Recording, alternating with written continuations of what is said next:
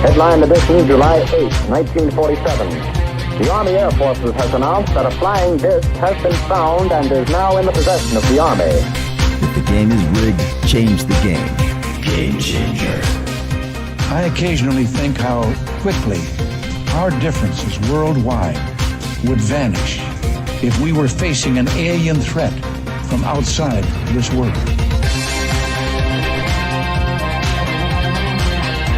This is Fade to Black with your host, Jimmy Church, on the Game Changer Radio Network and KGRA, the Global Radio Alliance. I need your help to get to the year 1985. You're listening to Fade to Black with Jimmy Church on the Game Changer Network. Good evening. Fade to Black. Bespoke radio for the masses. Yeah. How you doing? How you doing? Today's Thursday, January 6th, 2022. 6 days into the new year. Only 359 days left.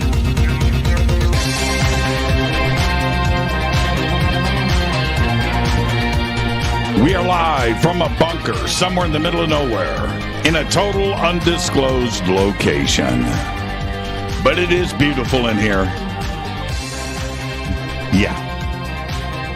I would like to welcome everybody listening all around the world, all across the United States. Hither and thither, to and fro, back and forth, up and down, east and west, north and south, far and near. This is Fade to Black for KJCR, the Game Changer, and NX Networks. Race Hobbs. I am your host, Jimmy Church. What is cracking, everybody? How you doing? How you doing? All right. Our first week of 2022 here at Fade to Black, and tonight, closing out the week, it is Thursday. Moulton Howe. Linda Moulton Howe. We're going to be talking about 2022 and disclosure in the future. Linda and I were talking a few minutes ago. She's so funny. Talking a few minutes ago. I hope she's not listening right now. She's like, so Jimmy, what are we going to do tonight? I said, whatever. She said, perfect. I said, there you go. I said, 2022 disclosure. Okay, that's a lot of, I said, that is a lot of stuff. That's anything. She's laughing. And I got to tell you, one of the coolest things that can happen to anybody in our community is you get Linda Moulton Howe picks up the phone and yells in, Happy New Year. And I'm like, that's it. It's all good. It's all good. She is in a great mood. So as we all are, it's 2022. It's our new year. And Linda joins us tonight.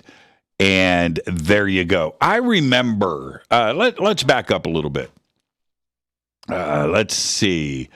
I'm going to say, if I was going to take a guess, I'm going to go 2014, like right in there, 2014.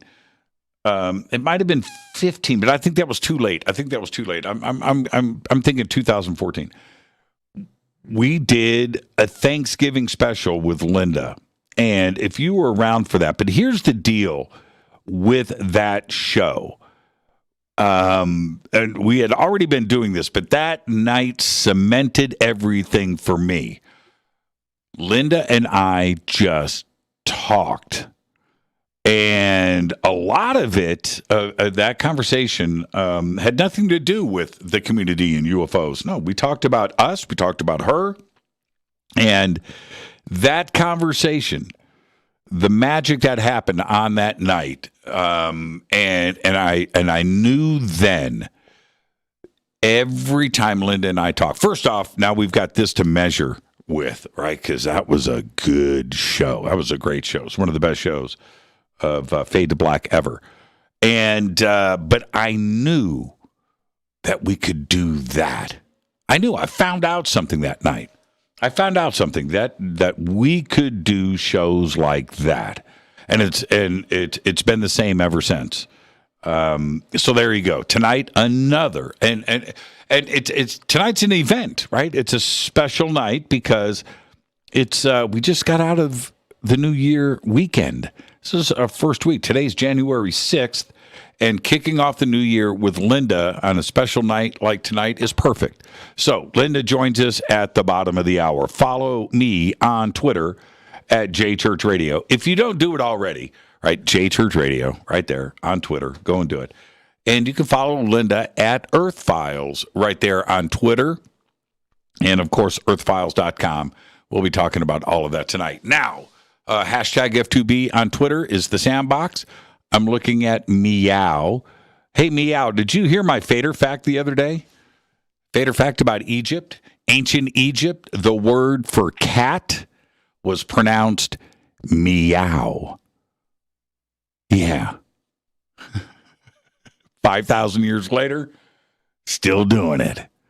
That's pretty cool. That's pretty cool. So right there, hashtag F2B is the sandbox. It's live right in front of me. Hello to everybody listening and watching all around the world. How are you doing? Let's get this show cracking. Let's get straight to the breaking news. Man, breaking news. Peter Bogdanovich, the Oscar-nominated director of movies like The Last Picture Show, one of the best movies in movie history. Paper Moon, another one of the best movies ever, whose off-screen life was as colorful as his films, left this planet today of natural causes at his home here in Los Angeles. He was 82 years old.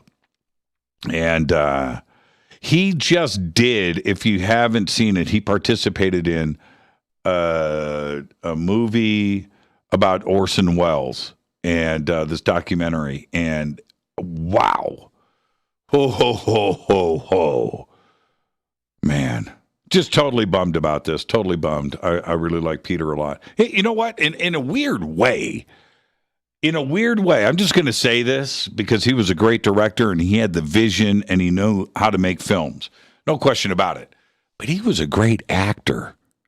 He was his acting roles were just amazing. I'm very sad. I was a big fan of Peter. All right. Well, here we go. Breaking news. Ground-based telescopes provided the first real-time look at the death of a red supergiant star located in the NGC 5731 galaxy about 120 million light years away from Earth. And this supergiant star is 10 times more massive than the sun before it exploded. Scientists watched the star self-destruct in dramatic fashion before collapsing into a Type 2 supernova, which happens right after it burned through the hydrogen, the helium, and all of those other elements at its core. They observed it using the W.M. Keck Observatory's low-resolution imaging spectrometer on Mauna Kea, Hawaii, and they named the supernova 2020 TLF. It's a rare thing to see, and it happened so fast, but they watched it in real time. It's crazy. There's video, too. 2 spectacular bronze helmets decorated with bull-like curved horns may have inspired the idea that more than 1,500 years later, Vikings wore bull's horns on their helmets. Talked about this many times on the show, although there was no evidence that the Vikings ever did. The Minnesota Vikings going to have to change their helmets. And rather, the 2 helmets were likely emblems of the growing power of leaders in Bronze Age Scandinavia. The 2 helmets seem to have, in 1942, a worker cutting peat for fuel discovered the helmets, which sport eyes and beaks, in a bog near the town of Vikso, also spelled Vexo, in eastern Denmark, a few miles northwest of Copenhagen. The helmet's design suggested to some archaeologists that the artifacts originated in the Nordic Bronze Age, roughly about 1750 BC to 500 BC. But until now, no firm date has been determined. The researchers of the new study used radiocarbon methods to date a plug of birch tar on one of the horns. The new research confirms that the helmets were deposited in the bog around 900 BC, almost 3,000 years ago, and many centuries before the Vikings and the Norse dominated the region. How crazy is that? Vikings never had horns. That's crazy. That's crazy. Okay, here you go. Another sign of the apocalypse. Chinese scientists have built a wearable robot that can read a human mind before monitoring brain waves and claim the machine was able to recognize human intention with 96% accuracy. Testing the device on factory workers, researchers from the Intelligent Manufacturing Innovation Technology Center at China Three Gorges University found that the volunteers did not need to issue verbal commands or perform gestures when they needed to grab a tool or component. Developers noted that the robot reacted almost instantly, picking up the required object and placing it on a workstation. The team has published its findings in the domestic peer-reviewed China Mechanical Engineering Journal. The researchers could not be reached for additional comments. Yeah. Let's get the show cracking. Happy birthday to today. I like this guy. Norman Reedus. Today, 53 years old. He was great in Boondock Saints. I think that was the first thing I ever saw him in. But just amazing in The Walking Dead. And then the one and only Kim Wilson, the front man for the fabulous Thunderbirds. Today is 72 years old. Tough enough. Watch that video today like five times. Our dead guys' birthdays today are, there's two. Malcolm Young, 1953 to 2017, of course, the rhythm guitarist and brother of Angus, died at the age of 64. And Syd Barrett, founding member of Pink Floyd, 1946 to 2006. That's right. Shine On You Crazy Diamond was written about Syd Barrett. He died at the age of 60. On this day in history, 1838, it went down. 1838. Now think about this. 1838. 1838. It's like 40 years after the founding of the United States, man, in the late 1700s. Think about this. Samuel Morse unveils the telegraph, revolutionizing communication. In 1843, he finally convinced a skeptical Congress to fund the construction of the first telegraph line in the United States from Washington, D.C., all the way down up to Baltimore. Now, 1838. Now, remember, telegraph, electronic pulses, right? Dots and dashes, electricity, 1838. That is crazy. That is crazy to me. That is just nuts. All right. Fader fact. Salvator Mundi by Leonardo da Vinci is the most expensive painting in the world, valued and sold for $450.3 million. Number one. And it wasn't painted by Da Vinci. Nope. Seriously. The buyer, a Saudi prince, hasn't shown it since he found out. Nope. Nobody's seen it, and nobody knows where it is today. He wasted $450.3 million. Flushed it down the toilet. You need to go and watch that documentary. I think it's on HBO. Ooh, man. It's just the craziest story ever right there. Tonight on this show, Linda Moulton Howe, our first week in 2022. And Linda's going to be here discussing disclosure in the new year, which means tonight there's no fader night.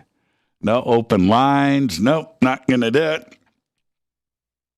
Let me hit this River Moon coffee.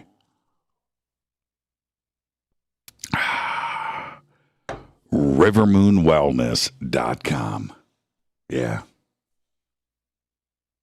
That's what you got to do. If you like your coffee, Doc. Yeah. All right. So, yeah, Ken Priest. Oh, man. Salvatore Mundi. It's an amazing documentary, by the way. I think it's I think it's HBO.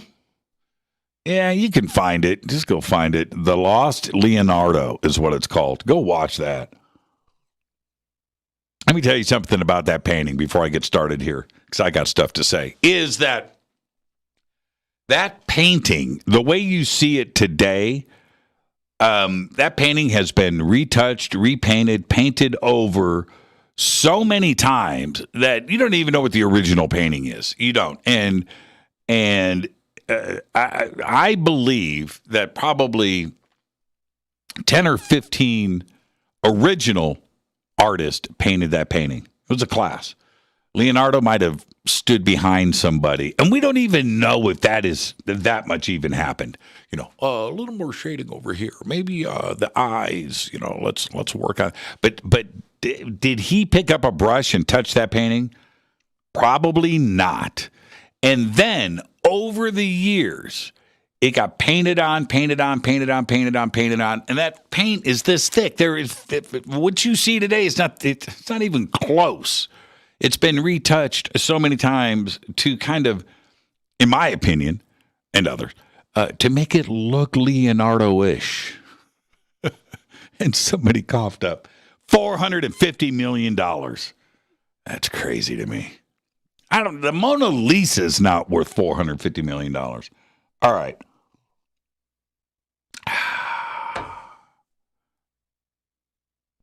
All right. I'm just getting started. Many years ago, and I'm going back to around 1995, but many years ago, I hung out and posted quite often in a few UFO forums on the net. The net was just starting out. And there were a couple of UFO forums.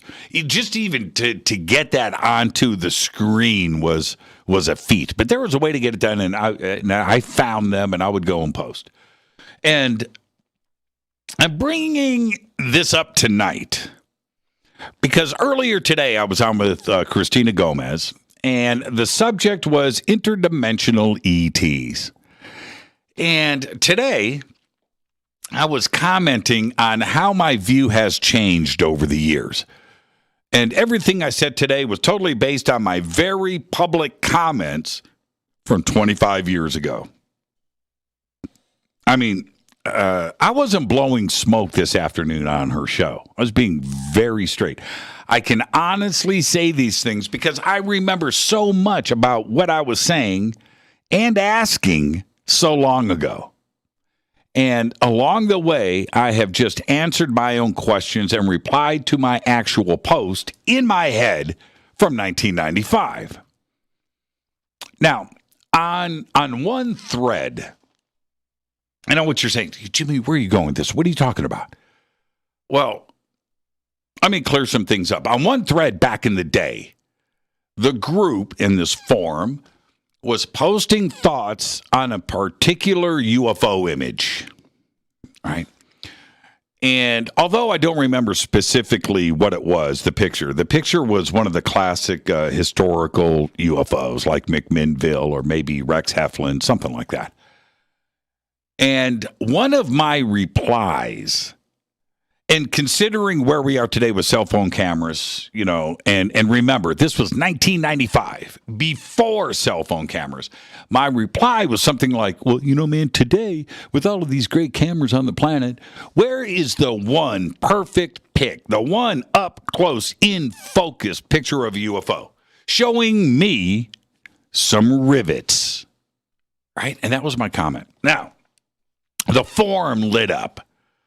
And now, that may be interesting enough, but later in the same forum, after hundreds of replies to that comment, I stated something like, with all of these sightings today, there must be a UFO highway leading to Earth that has nothing but bumper to bumper traffic, like the 405 at 5 p.m.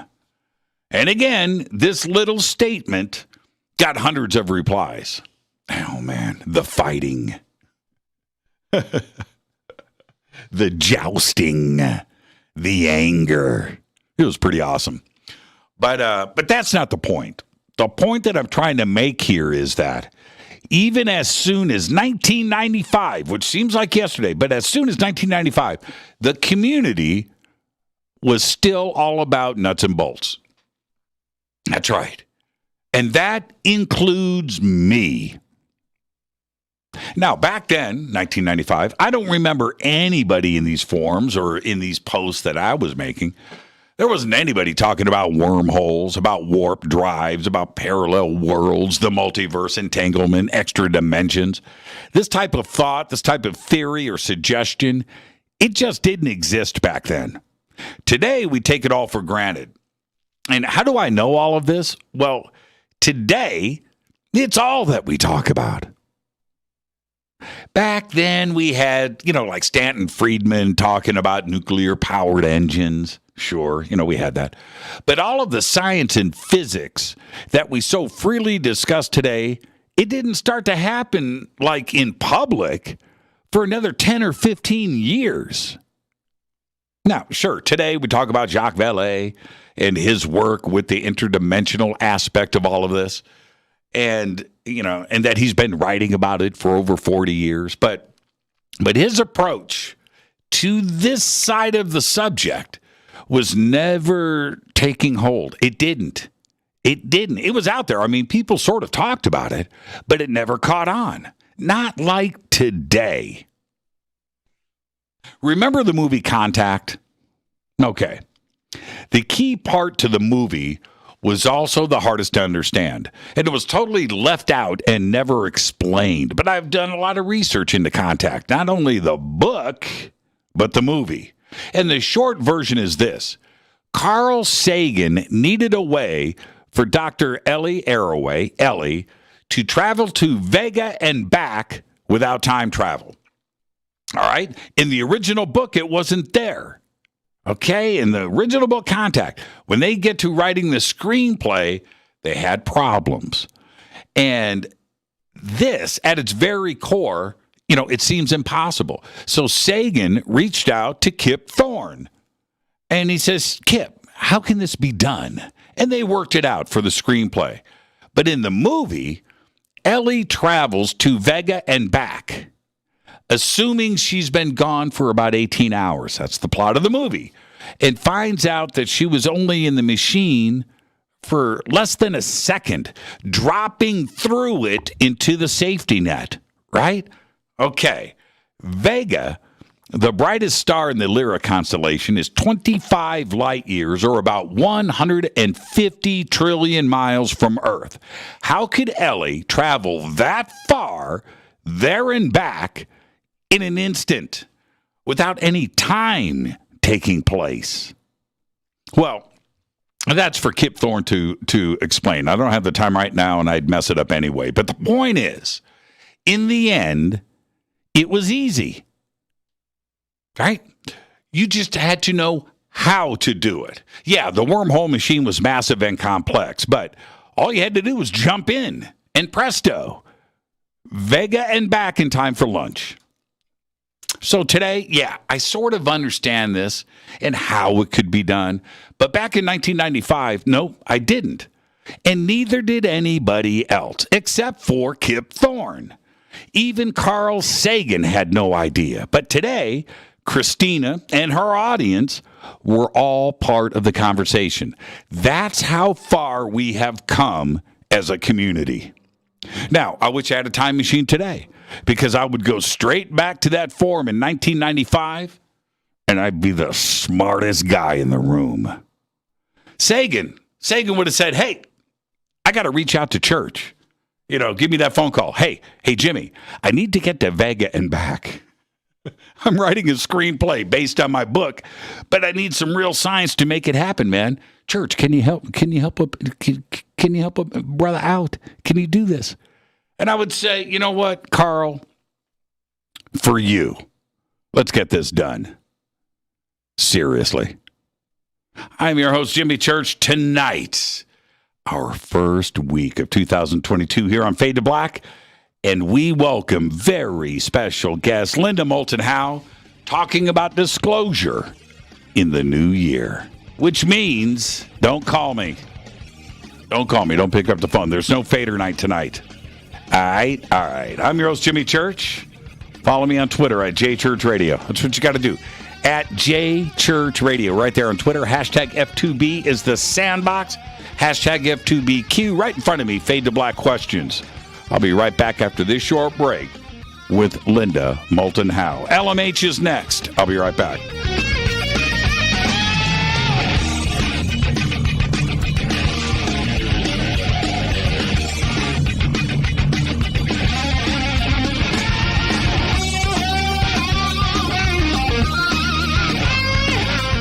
This is Nicole Church, daughter of you-know-who, and you're listening to Fade to Black on JimmyChurchRadio.com and the Game Changer Network. You're listening to Jimmy Church and Fade to Black on the X.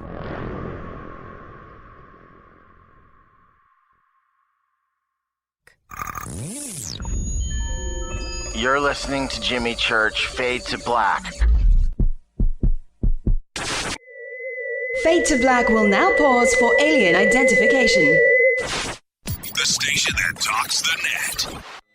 Introducing the Game Changer blend from River Moon Coffee that delivers a customized blend made specifically for the Fadernauts. If the game is rigged, change the game. It's a bolder cup with some bite. Game Changer is the coffee of choice for those that prefer an organic dark roast that is slightly lighter and milder, but it's still dark. With wild notes of pecans and chocolate with a rich, balanced, full-bodied cup that is roasted to perfection for a great coffee to start your day, as an after-dinner coffee or anywhere in between. Artisan, small batch roasted to perfection. USDA certified organic, all River Moon coffee is freshly roasted and packaged in the USA. Just go to rivermooncoffee.com or click on the banners over on our site and use the promo code F2B Blend for 15% off of your order today.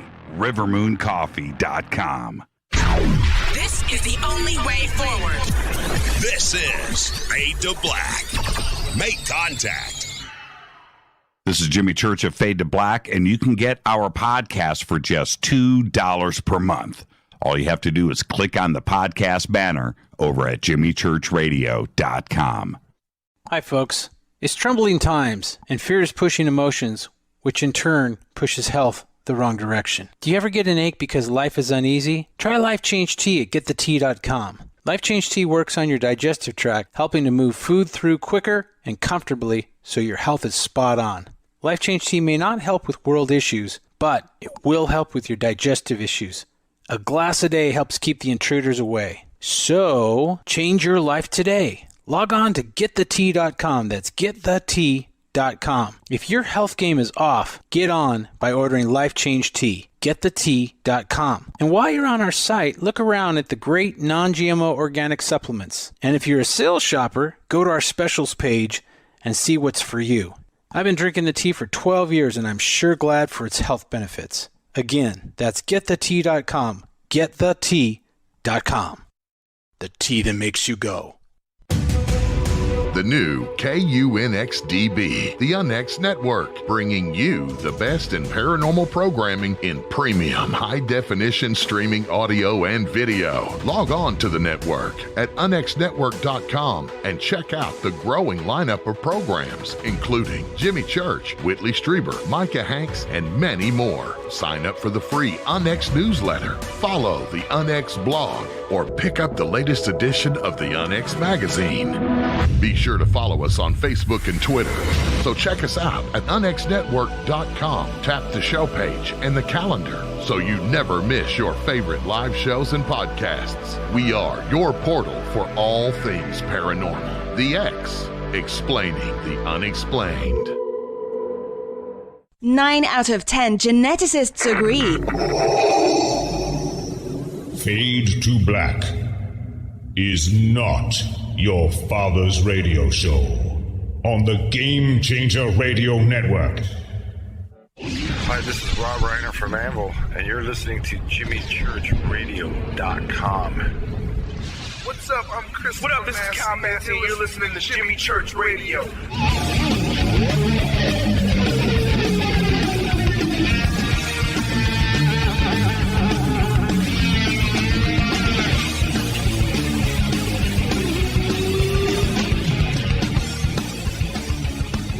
All right, welcome back.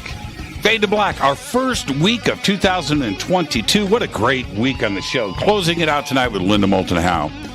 And it's going to be an open, as always, spirited conversation. And I want to try to focus on and get inside of Linda's head of where we are in 2022 and what we can expect this year. So let's get this started. She's a graduate, of course, of Stanford University, master's degree in communication, local, national, international, including 3 regional Emmys, a National Emmy nomination, and a Station Peabody Award. She produces reports and edits, of course, earthfiles.com, where I get all of my best material. There, I've said it. And she's been on Ancient Aliens since its first season. But most importantly, she has traveled to Venezuela, Peru, Brazil, England, Norway, France, Switzerland, the Netherlands, Yugoslavia, Turkey, Ethiopia, Kenya, Egypt, Australia, Japan, Canada, Mexico, the Yucatan, and Puerto Rico for her research and productions. I would like to welcome back to Fade to Black, the one and only Linda Moulton Howe. I always wonder if you're going to run out of air. Man. And, you know, at our age, Linda, I am taking deeper breaths these days. Well, don't think of it as age. Just think of it as another number in an exciting world and an exciting universe that is becoming more exciting than it ever has been before. Absolutely. And now I'm going to ask you the one question you have never been asked before. I'm going to start off the show like this, Linda. Did you watch back in the? Let's go back in the day. Did you watch the Jetsons? Now think before you answer. Did you watch the Jetsons? Nope, not ever. What about what about Lost in Space? Nope. Star Trek, the original series. Yes, Star Trek. Okay, so you did that. Okay. Did you, and what I'm suggesting here is, and especially, you know, in that part of time, you know, the late 60s, that era, everything was moon bases, right? Everything was the future and rockets and all of this. Did you have any idea back then that you would be on a radio show in 2021 talking about all of these fantastic, amazing subjects?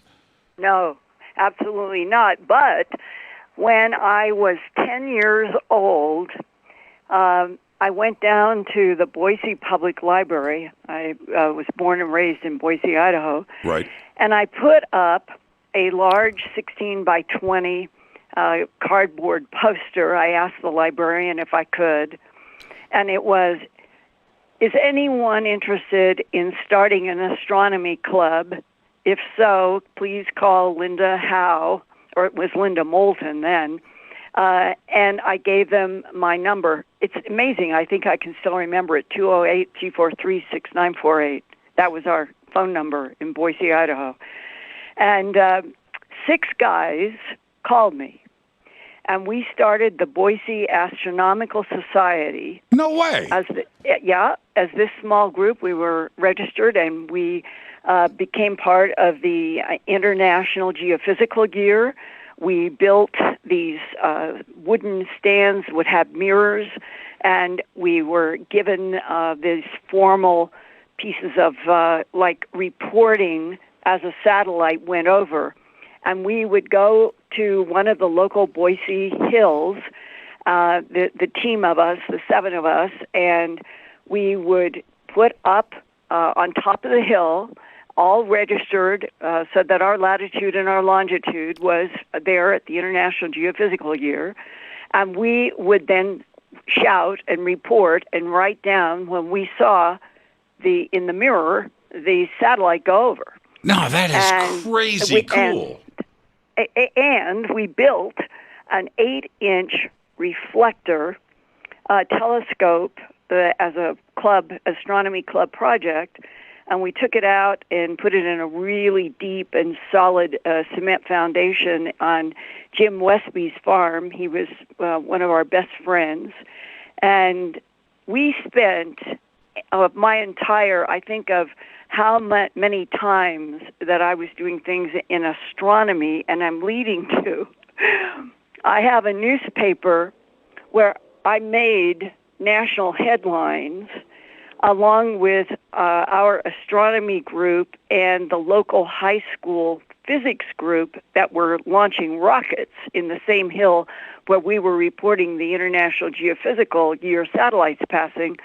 And the headline was, a group of students in Boise, Idaho, blow up Gary Bennett's basement with preparing a rocket to launch from one of the Boise hills. And it's a true story. I was the only female all the time, and on this one particular, we were going to go up into Camel's Back, which is a hill around Boise, and we were going to launch a rocket. And we were using sulfur and potassium chloride and gunpowder. And I was about 2 years younger, I think, than the guys who were probably 17, 18, and I think I was 16. And it was kind of cross-pollination from my astronomy club to their physics rocket launch. Sure. Well, we were in this, Gary Bennett was all of our good friend, and he had a house down in the basement where we would gather sometimes. And on this particular one, I was at the bottom of stairs. There was a room to my right, and there was a room to my left. And in the right, the guys were putting together the potassium chloride and the components for what would be the real launch chemicals. They were building the bomb. And I'm at the bottom of the stairs with another guy, and we are shaking gunpowder on a screen, drying it out and getting it really refined. And then the people to the left had the rocket waiting for all of this assembly. And all of a sudden, literally, I can see it right now. I can feel what it feels like to be sitting on the bottom of that step, bent over, shaking the gunpowder, and everything went yellow, sort of yellowish gray, with a terrific sound, and it went from, in an instant, being able to breathe to not being able to breathe. And we all were educated enough that you don't breathe in those kinds of chemicals. And if something would explode, you must hold your breath till you get outside. Well, it was absolutely you couldn't see anything. And I turned around because I'm in the bottom stair, and I start crawling on my hands and knees up the stairs. The guys can't see anything. They all weigh 150, 60 pounds. And guess what?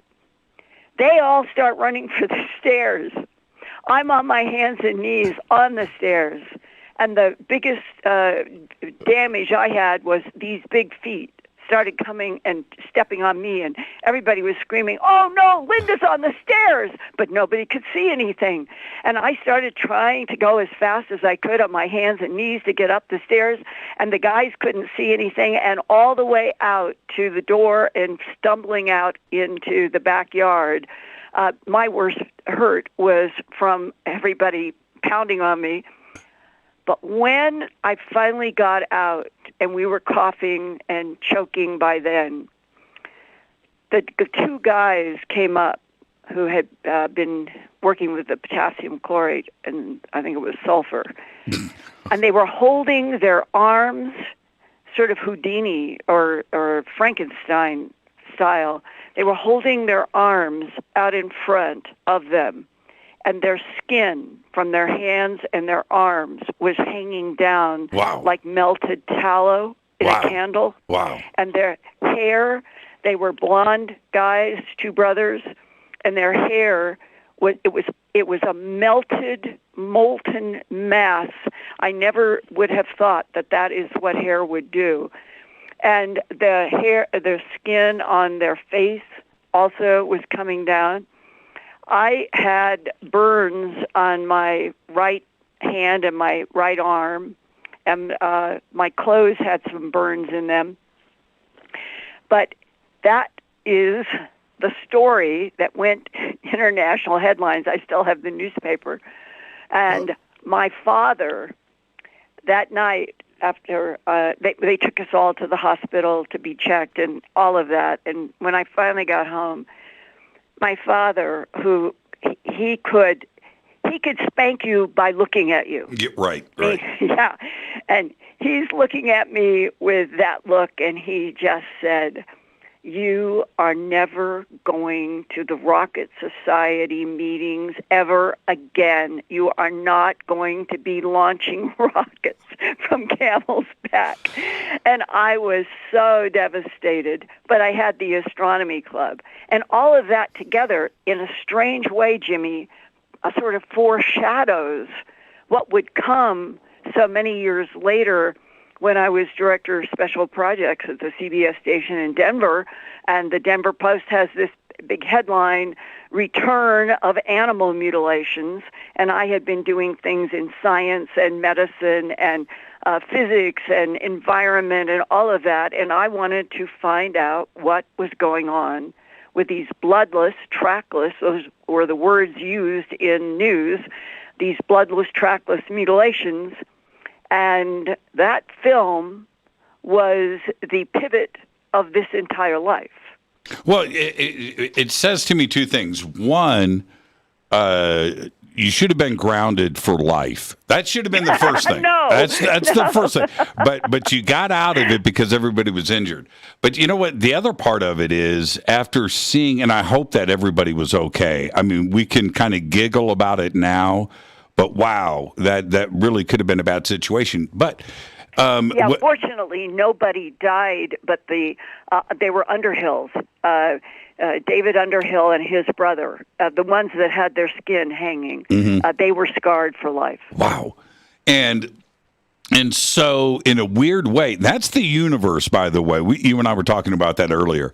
That was the universe winking at you, letting you know what you were going to be doing for the rest of your life. You may not have known it then, but that was part of it. And the other thing is, looking at them, the brothers, the hair, the skin, at that age, does that kind of prep you so when you're like at a cattle mutilation, you weren't as shocked later in life because you were in Rocket Club back in school? Well, I understand what you're asking, but I think more than anything else, if I said that I had a certain dominant trait, it would be curiosity. And I have always had a deep curiosity. I have always had a deep, I mean, where some people might read a sentence and they might have a question about something.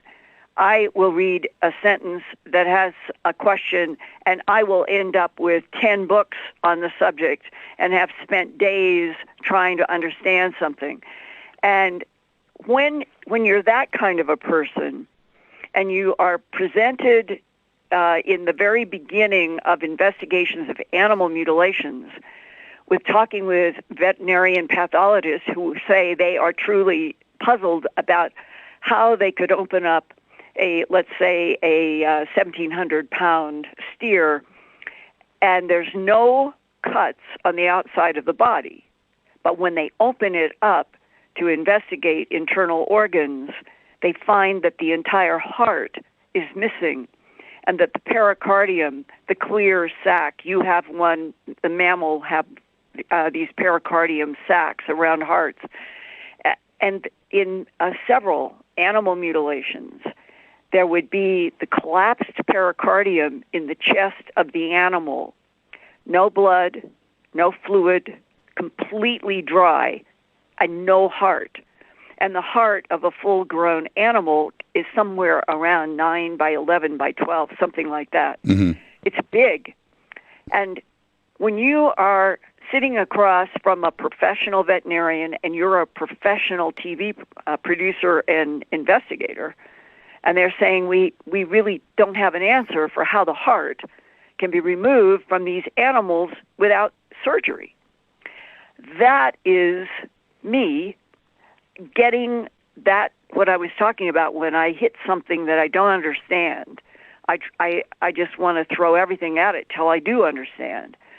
And that is why the walking by myself in pastures with scissors or scalpels to collect tissue and put it in formalin and get it to Dr. John Altshuler in Denver, I did and could do because I was so overwhelmed with curiosity of wanting to understand how is the heart gone from inside of some of these animals.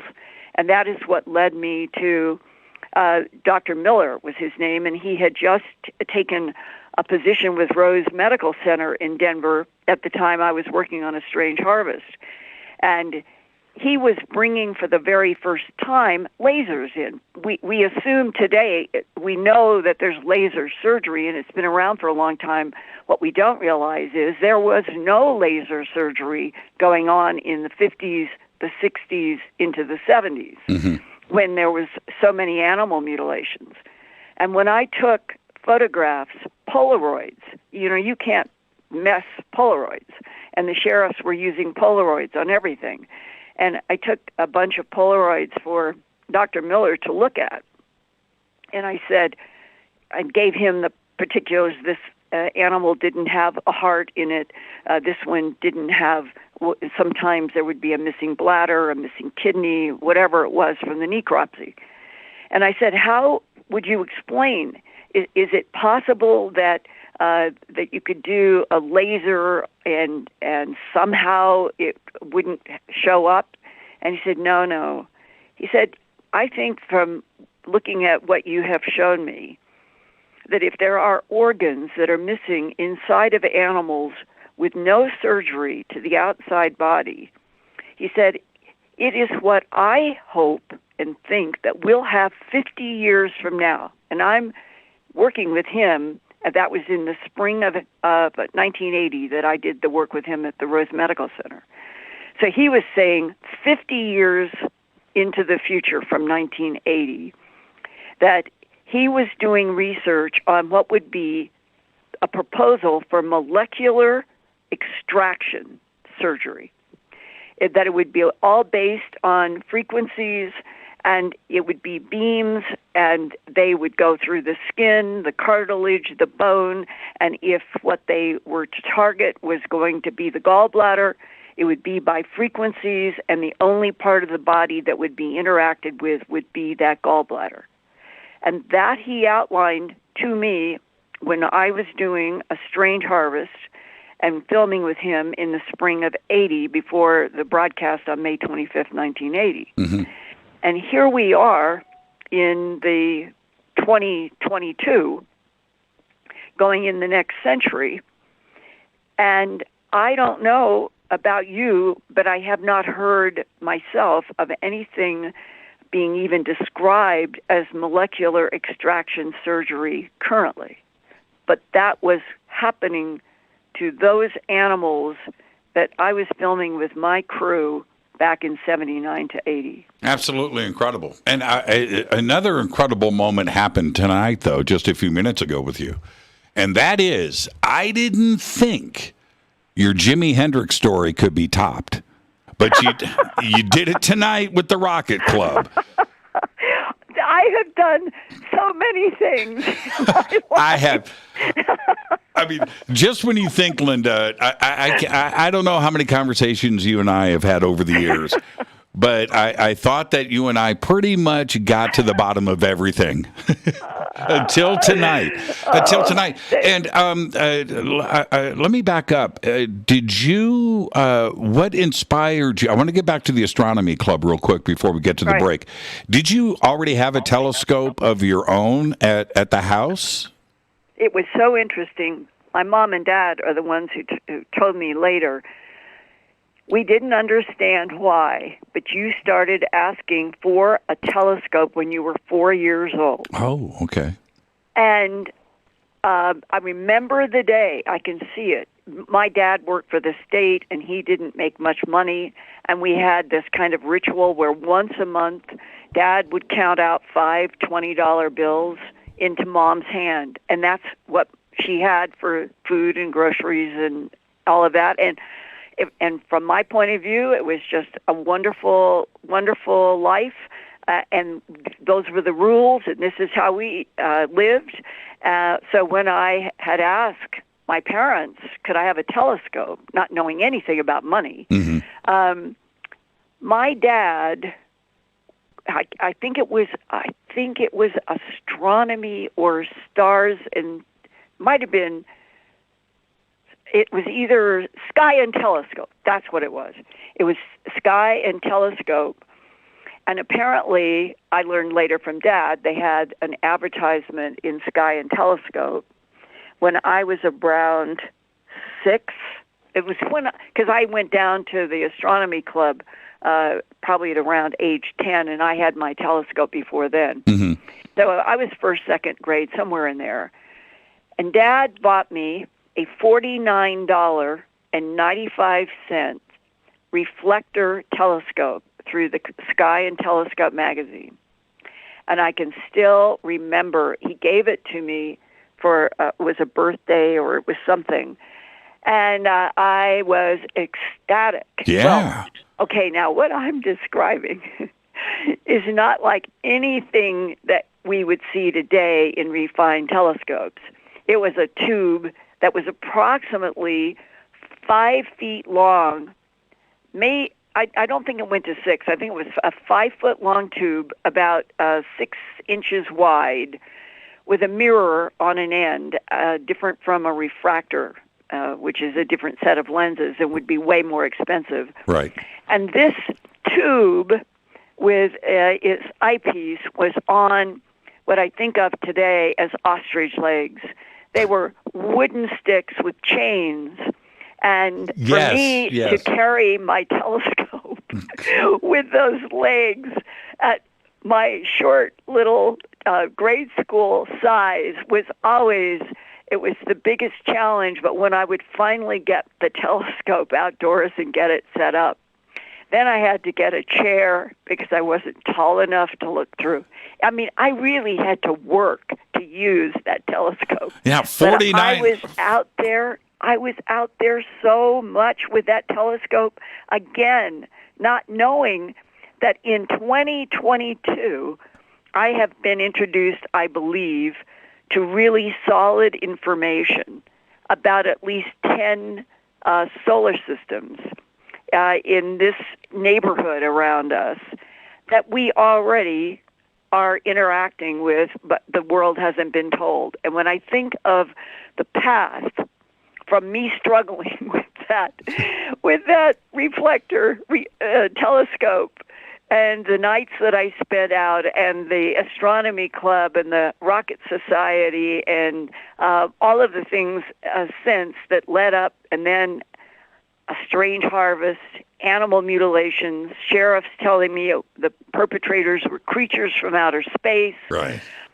My continuing trying to understand and get to the bottom of it, realizing that the government of the United States didn't want anybody to be doing what I was doing, investigating and reporting on television about animal mutilations linked to extraterrestrial biological entities, and that ultimately, today, I believe that there is a much bigger body of evidence and therefore more and more people have made the link that the animal mutilations that are truly bloodless, trackless, often with organs internally removed, are being done by the same things that ranchers and law enforcement have seen since at least the 1960s. Glowing circles of light in the sky, putting a beam down into a pasture or on a hilltop, and that beam has been seen by eyewitnesses either lifting up an animal or lowering an animal. Either way, the animal is found dead and mutilated, no blood, no tracks. And that is the hard circumstantial evidence. The inside government knowledge, they know, and I'm going to say this, and everybody has the right to say, well, we need it to be proved. The problem is the hard proof evidentiary documents often have either been scooped up by the government or the veterinarian who had something that did make public then gets told, you get rid of those documents, you don't talk with reporters. There's been intimidation about people trying to report just facts about animal mutilations because the government has not wanted a public world link that non-humans are responsible. Okay, now why would creatures from another solar system be coming to Earth or are based beneath the oceans and in mountains on this planet? Either way, they're not Homo sapiens sapien. Why would they kill animals? It's every domestic animal you can think of, not just cattle and not just horses. And then wild game, reindeers, elk, deer. And it's almost always the same pattern or variation on an ear, eye, tongue, jaw flesh, genitals, rectal area taken. Well, just in the last 12 months, I have had some information from a very reliable and professional person basically explaining, and it's complicated, and I'm not going to go into the details. I'm just going to give you a kind of ballpark of a combination of ingredients that could explain why would any non-humans be doing this. Okay, Linda, let me jump in. I got to take a break. So let's get this in, and then I'll get your answer. Yes, I'm going to get your answer when we come back after this short break. This is Fade to Black. Tonight, Linda Moulton Howe is with us. We're discussing 2022, what's going on. And I can't wait to hear what she found out in the last 12 months. It's going to be interesting. I'm your host, Jimmy Church. And I want to say this, Linda. Your dad back then, $49.95 for that telescope, that was all the money. Your dad was an amazing man. There you go. It's going to be a great show tonight. I'm your host, Jimmy Church. Stay with us. We'll be right back.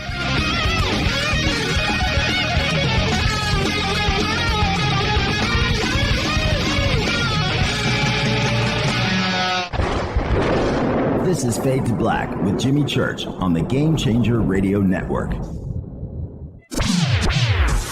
Your 1 million gigawatt paranormal powerhouse, KUNX-DB, The X. This is Billy Carson with ForbiddenKnowledge.tv. Forbidden Knowledge TV has just reached its 1-year anniversary. That's right, 1 year. And as a show of appreciation, we are giving all new subscribers a free 30-day trial of ForbiddenKnowledge.tv. That's 30 days to binge watch thousands of movies, documentaries, conferences, workshops, lectures, yoga classes, meditation courses, and so much more. So log on to ForbiddenKnowledge.tv from your computer or mobile device, or get the Forbidden Knowledge TV app on Apple TV, Roku, Amazon, iTunes, or Google Play today, and use coupon code 30daysfree. That's coupon code 30 days free on ForbiddenKnowledge.tv today. Because you never got that pony you always wanted. Damn it. Jimmy Church and Fade to Black on the Game Changer Network. Listen, I know, and you know, that you've always wanted your first crystal skull. Or maybe you're a collector just like me, but you just don't know where to go to find the real thing. Then I met Carolyn Ford over at EinsteinTheCrystalSkull.com. Carolyn is the guardian of Einstein, one of the most respected ancient crystal skulls in the world. All of her unique skulls have been imprinted sitting with Einstein in his sacred lodge and are carved from the finest gemstone and materials.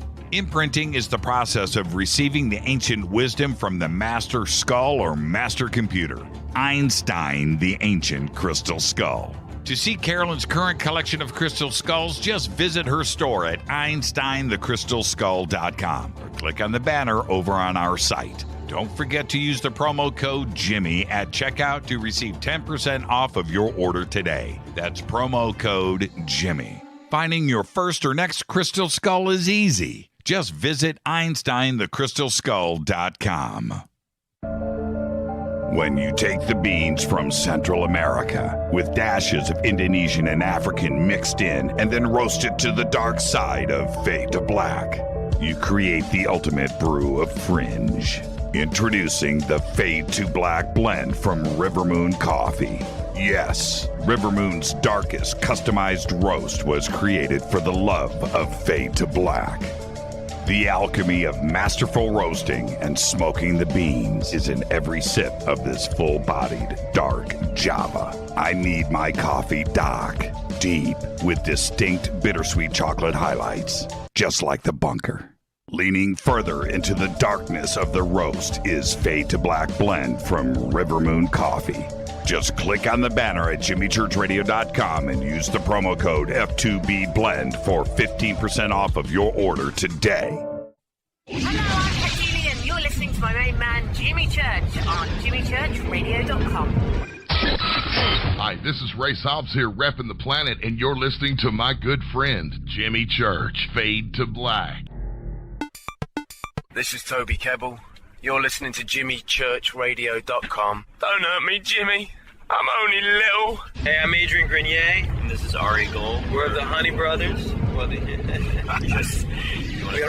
Honey Brothers. Hey, I'm Adrian Grenier. And I'm Ari Gold. We're the Honey Brothers. And you're listening to Jimmy Church. The Revolution. This is Jimmy Church of Fade to Black, and you can become an official Fadernaut by just going to our membership section at jimmychurchradio.com. Hello, this is Serena Wright Taylor from Conscious Life Expo, and you're listening to Fade to Black with Jimmy Church, who holds the Lucky Pony record for the best astrological chart since 1963. True story. This is Micah Hanks of the Gralien Report, and you're listening to Jimmy Church on Fade to Black.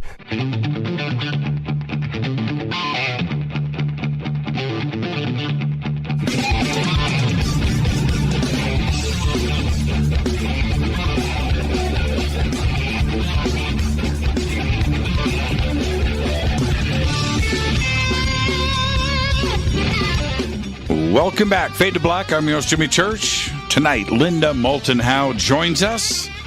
And I was just reminded, I'm your host, Jimmy Church. I was just reminded during the commercial break, Linda, I just heard Serena's voice. We all love her. And, right. And in 3.5 weeks, you and I are going to be hanging out at the Conscious Life Expo. Let's get to the 12-month new info here in just a second. What are you going to be doing this year at the Expo? Okay, I have a 90-minute workshop that is going to be about, I'm looking at the title right now, Strange UFO Abduction of a United States Air Force Minuteman Missile Security Policeman. And this is work that I have done at my Earth Files YouTube channel in 2021, this past fall. And it involves a U.S. Air Force security policeman who was an airbase ground defense specialist, is what they call them on nuclear weapons. And he was involved in one of the most fascinating abduction stories that I personally have ever encountered. And it's when he and his senior airman who was with him at Ellsworth Air Force Base were abducted from a Minuteman site, and the UFO he compared to the size of a very large Kmart, and that's what they went into, and the whole story I'm going to unfold at Conscious Life Expo with images and interview. And Go ahead. And then I'm doing the 2.5-hour Monday post-conference where we go really in-depth on things, and I'm going to do a 2022 update on what I've called now for several years different pieces that I've done that fit into this. So it's a multiple growing, faceted subject. UFO Hall of Mirrors with a quicksand floor. So I'll be doing that for the 2.5 hours on Monday. And then I'm on 3 panels. One is with you, which is the Ancient Secrets panel, I think, on Friday. Yep. And George Norrie Forum on Saturday, and a UFO panel on Sunday. Wow, busy weekend. Weekend. It's going to be great to see you again, and let's get these conferences back in full swing. And wouldn't it be one to think that we are almost at, well, what is it? It's over 2 years. Yep. That we have not been able to do conferences, and here we've got the tsunami of Omicron that may be milder, but nevertheless, the idea that everybody is becoming infected with Omicron doesn't make you feel safe, and then nobody really knows what else could be coming down the COVID pike, and will we be able to all meet? I think everybody, I hope, will be wearing masks, good masks, and that we'll be able to take them off to actually eat and drink with each other again. God, wouldn't that be wonderful? I just bought a custom-fitted biohazard suit, so that's what I'm wearing in public from now on. Just a full-on. I'm kidding, Linda. She's like, Jimmy's. I was trying to imagine, and man. I do think we have to be intelligent about being careful, as long as this thing is still out there mutating into variants. So, 12 months ago, you got some new info. Now, where we left off was you were approached, you got this info, and then we had to take a break. So, recap for everybody what the info was about.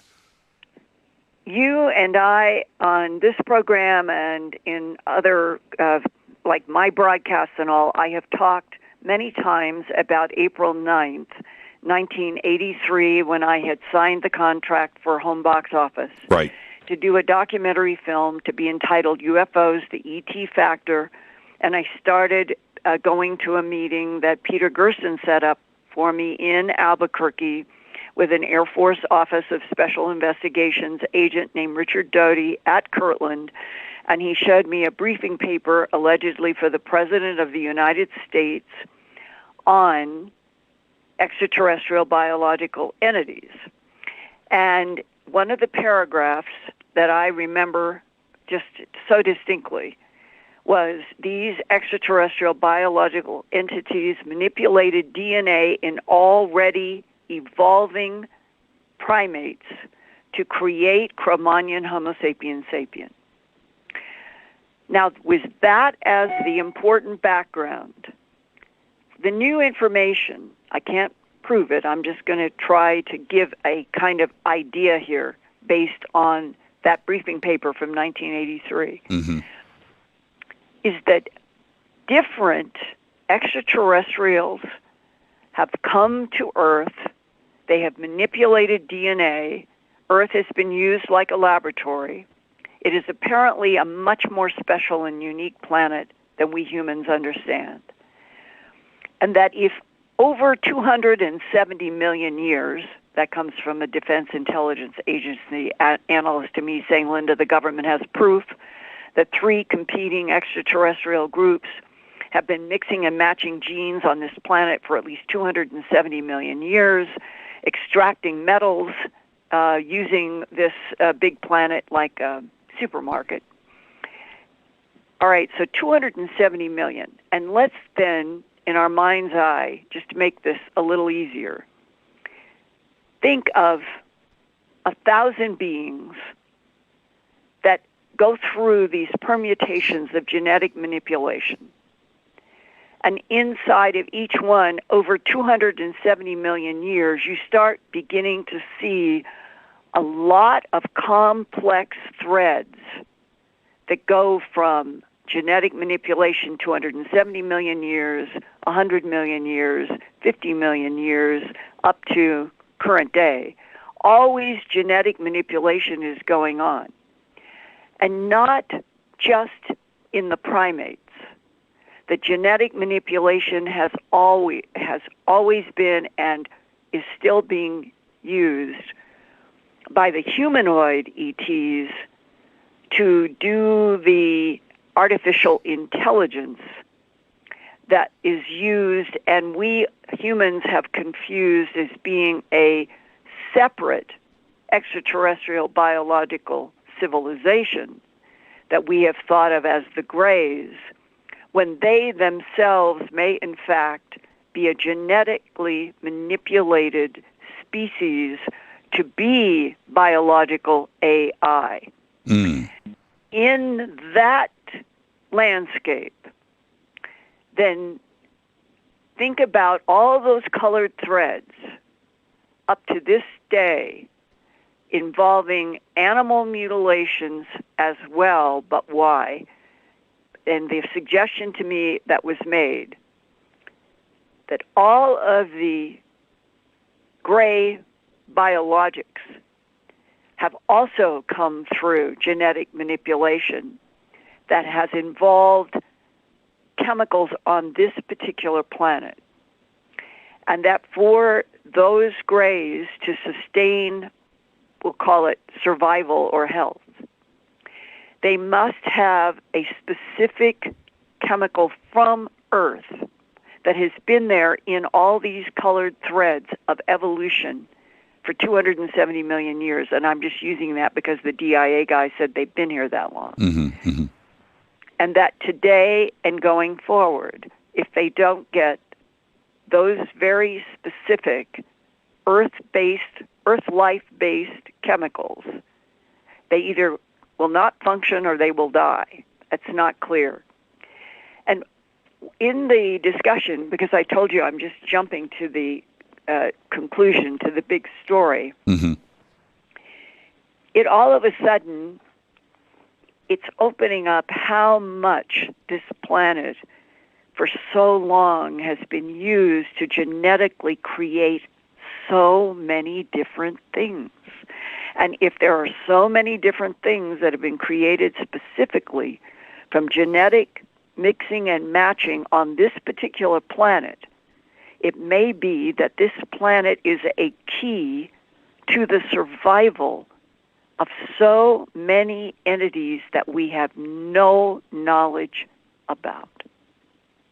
Are you suggesting, and are you okay with, Linda, that I may have ET genetics inside of me and that you may be as well if this goes back 270 million years? Well, you're asking in Homo sapiens sapien. Right. How much extraterrestrial genetics would have been used in quote-unquote natural, the assumption is naturally evolving primates, Homo erectus being the one most first in academia, Homo erectus in Africa being the first of the first one to stand up. And that standing up was a genetic manipulation to get the Homo erectus to stand up. And that would have been Lucy, right? Yeah, exactly. Yes. So between Lucy and today, which is 2 million years, not 270, the DIA guy makes this story way more gigantic, 270 million years, and maybe more, where our frame of reference in terms of universities is 2 million years to Homo erectus. So the disconnect is if the government has information that 3 competing extraterrestrial civilizations have been using Earth for 270 million years, and we humans, we go back in terms of our academic research and investigations to Homo erectus 2 million years, put 2 over 270. I mean, it's a gigantically smaller timeline than what the DIA guy was talking about. Well, but let me jump in, and what I find curious about that number is that I'm more comfortable with 200 million years, even though that's still a long time. But us, you and I, that number is somewhere around 200 million years. There was nothing beforehand. And that lines up more or less with this 270 million year number, where that is when the chromosomes went from 48 to 46 chromosome pairs, and this alteration happened in our DNA. Is this proving something? Is this suggesting that we were just placed here at some point? Well, it is a very complex story. To me, I look at the 270 million year 3 competing civilizations that we don't have any evidence of anything of a standing up a primate Earth-based genetics 270 million years ago. It would have been, that's what the DIA guy said, there was 3 competing extraterrestrial civilizations based on this, in this solar system, and using the Earth, and using the Earth like a laboratory, and creating all kinds of entities, not us, but entities. So if they started mixing and matching genes to create, let's say unicorns were very real for a period of time, and they were made by extraterrestrials as an experiment, and maybe that happened 265 million years ago or 240 million years ago. Right. It's the idea that there was this theater laboratory going on planet Earth with 3 completely different extraterrestrial civilizations mixing, matching genes to create for whatever they needed or were in conflict over. And then when you get up to 2 million years, quite late in this story, then you have the genetic manipulation of Homo erectus in Africa that is the first standing up primate that connects to Cro-Magnon's Homo sapiens sapien, which is humanity. And at the same time, another big mystery, Neanderthalensis and Cro-Magnon, they overlapped about 45,000 years ago at least. That's right. And in that overlap, it is very puzzling. They both were existent for a while. Why did Neanderthal exit and Cro-Magnon Homo sapiens sapien be the last man standing? It is a puzzle. It is a puzzle. Because Neanderthal had a bigger cubic capacity in the skull. Bigger than arms, Cro-Magnon Homo sapiens. bigger arms, more muscles, thicker bones. They technically could kick our butt all over the planet. There was no right. Yeah. Why did we end up out of 270 million years of genetic experimentation by 3 competing ET civilizations? Right. Why are we the particular one? Okay, we have Neanderthal genes currently, Homo sapiens sapien. There's different percentages. And there are other genetic components that make us up that are not completely always understood. But if you then go to the question of the animal mutilations as it was presented to me, and then you jump over to the fact that there was all of this time period where there were various extraterrestrial experiments with this planet's very, very varied and multiple life forms. and that they end up creating artificial intelligence that's in some kind of biological form, i.e. some of the grays, would those grays then be dependent upon very specific threads related to all that genetic evolutionary mixing and matching and manipulation, and that's why they have to take some blood and tissue from Earth life periodically? That's the question that is out there that was presented to me as something that our government is trying to now investigate. Now, and here's the crazy part, and I'm just going straight there with you, Linda. 45,000 years ago, 50,000 years ago, how was that? I'm just going to say cross-pollination, right? How do you think that occurred? Was it through sex? ETs have been abducting their experiments probably for 270 million years. In other words, we are new kids on the block in comparison to anything that would have been here for 270 million years. And if humans are being abducted today on planet Earth, as they have been for at least since 1961 in Betty and Barney Hill, and cases going back, you can imagine that the abductions of now were abductions before they were reported in 1961. And those abductions would relate to extraterrestrial biological entities manipulating DNA, collecting genetic material, taking the work that they are, whatever it is that they have in mind, they are creating to craft for their own testing, their own experimentation, and returning. Each of those means that you would have genetic manipulation going on by whatever are the competing extraterrestrial civilizations for whatever it is that they are trying to do or extract or harvest. And so the manipulation, just exactly as the briefing paper that I read at Kirtland Air Force Base said, extraterrestrial biological entities have manipulated DNA in already evolving primates to create Homo sapien. That's the sentence. Yes. And see what I do. That is easier for me to understand and accept instead of a Homo sapien man 45,000 years ago, right? Going, man, that Cro-Magnon woman is kind of hot, right? I want to have kids. I want to have kids with her.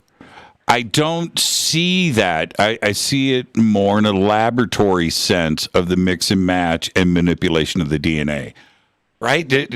And I'm not trying to be cavalier here. I don't think that it would have been much different than it is today. I think we are as monitored and manipulated today. Right. And that if you go back to Denisovans and the mystery of Denisovans, and which came out quite a bit after Homo erectus. There have been all of these various standing up humanoid primates, and that if you just take what we know about abductions, the collection of sperm from men, collection of eggs from women, the showing of what appear to be hybrid children to some people who are abducted, there has always been this strong genetic research, genetic manipulation component to the human abduction syndrome, paralleling animal mutilations. And if you say that all of the standing up primate humanoid line were always related to one of the extraterrestrial groups manipulating genes for their purposes, not understandable to us, but the result was evolving, what we would say were the evolving line of humanoids that eventually became Denisovans and, Neanderthal and then Cro-Magnon, Homo sapien sapien, us. But the overlap between Neanderthal and Cro-Magnon is fascinating because why did the bigger brain group lose out to Cro-Magnon, Homo sapien sapien? We need to take a break right here. Oh, I misspoke earlier when I said 200 million years. I meant to say 200,000 years with Homo sapien sapien. I wondered where you were getting that 200 million, because 270 million pushes things way back from that. Yeah. It's Linda, I'm on my fourth cup of coffee since we started the show. Let's take our break right here. Our guest tonight, the one and only Linda Moulton Howe. I am your host, Jimmy Church. Lots more to discuss. We're just getting this party started. I'm your host, Jimmy Church. This is Fade to Black. More with Linda after this short break. Stay with us.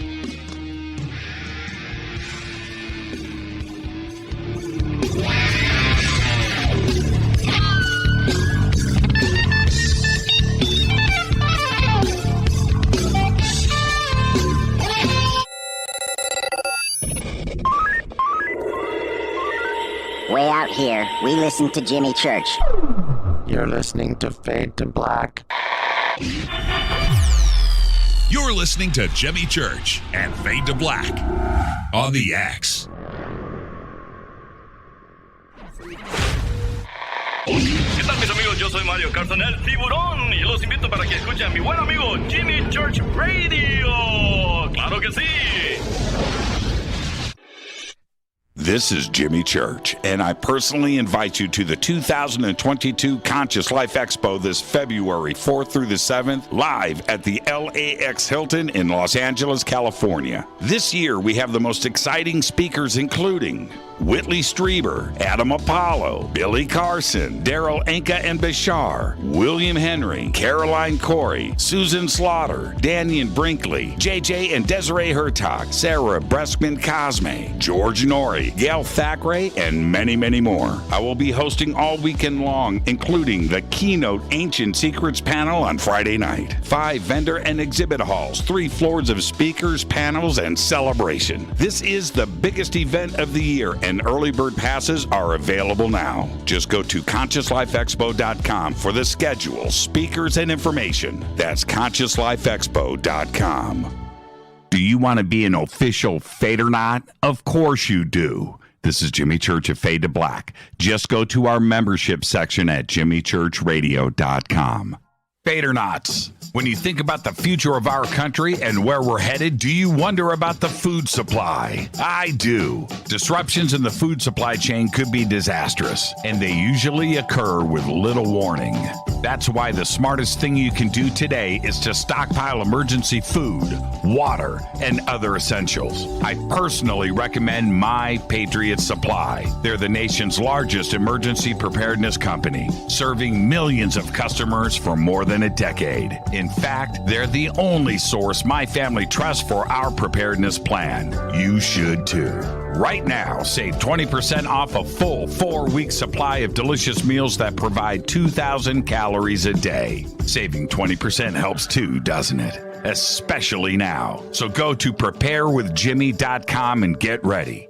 That's preparewithjimmy.com. There's no time to lose. Do it now. So, you love talk radio? Then you'll love TalkStreamLive.com. TalkStream Live is always on, 24/7, with the best streaming talk shows. Find your favorite talkers and discover some new ones. It's free, readily available online or on mobile with any smartphone or tablet. Finding your favorite talk shows all in one place has gotten a whole lot easier. Just go to TalkStreamLive.com. Be sure to download the free apps from Google Play or the iTunes App Store. You listen to us, and we listen to you. And so does the CIA. KGRARadio.com. You are listening to Fade to Black with Jimmy Church on the Game Changer Network. Oi, oi, I'm Reese Evans. You're listening to Jimmy Church. This is Revolution. The revolution will not be televised. The revolution is on radio. Ciao.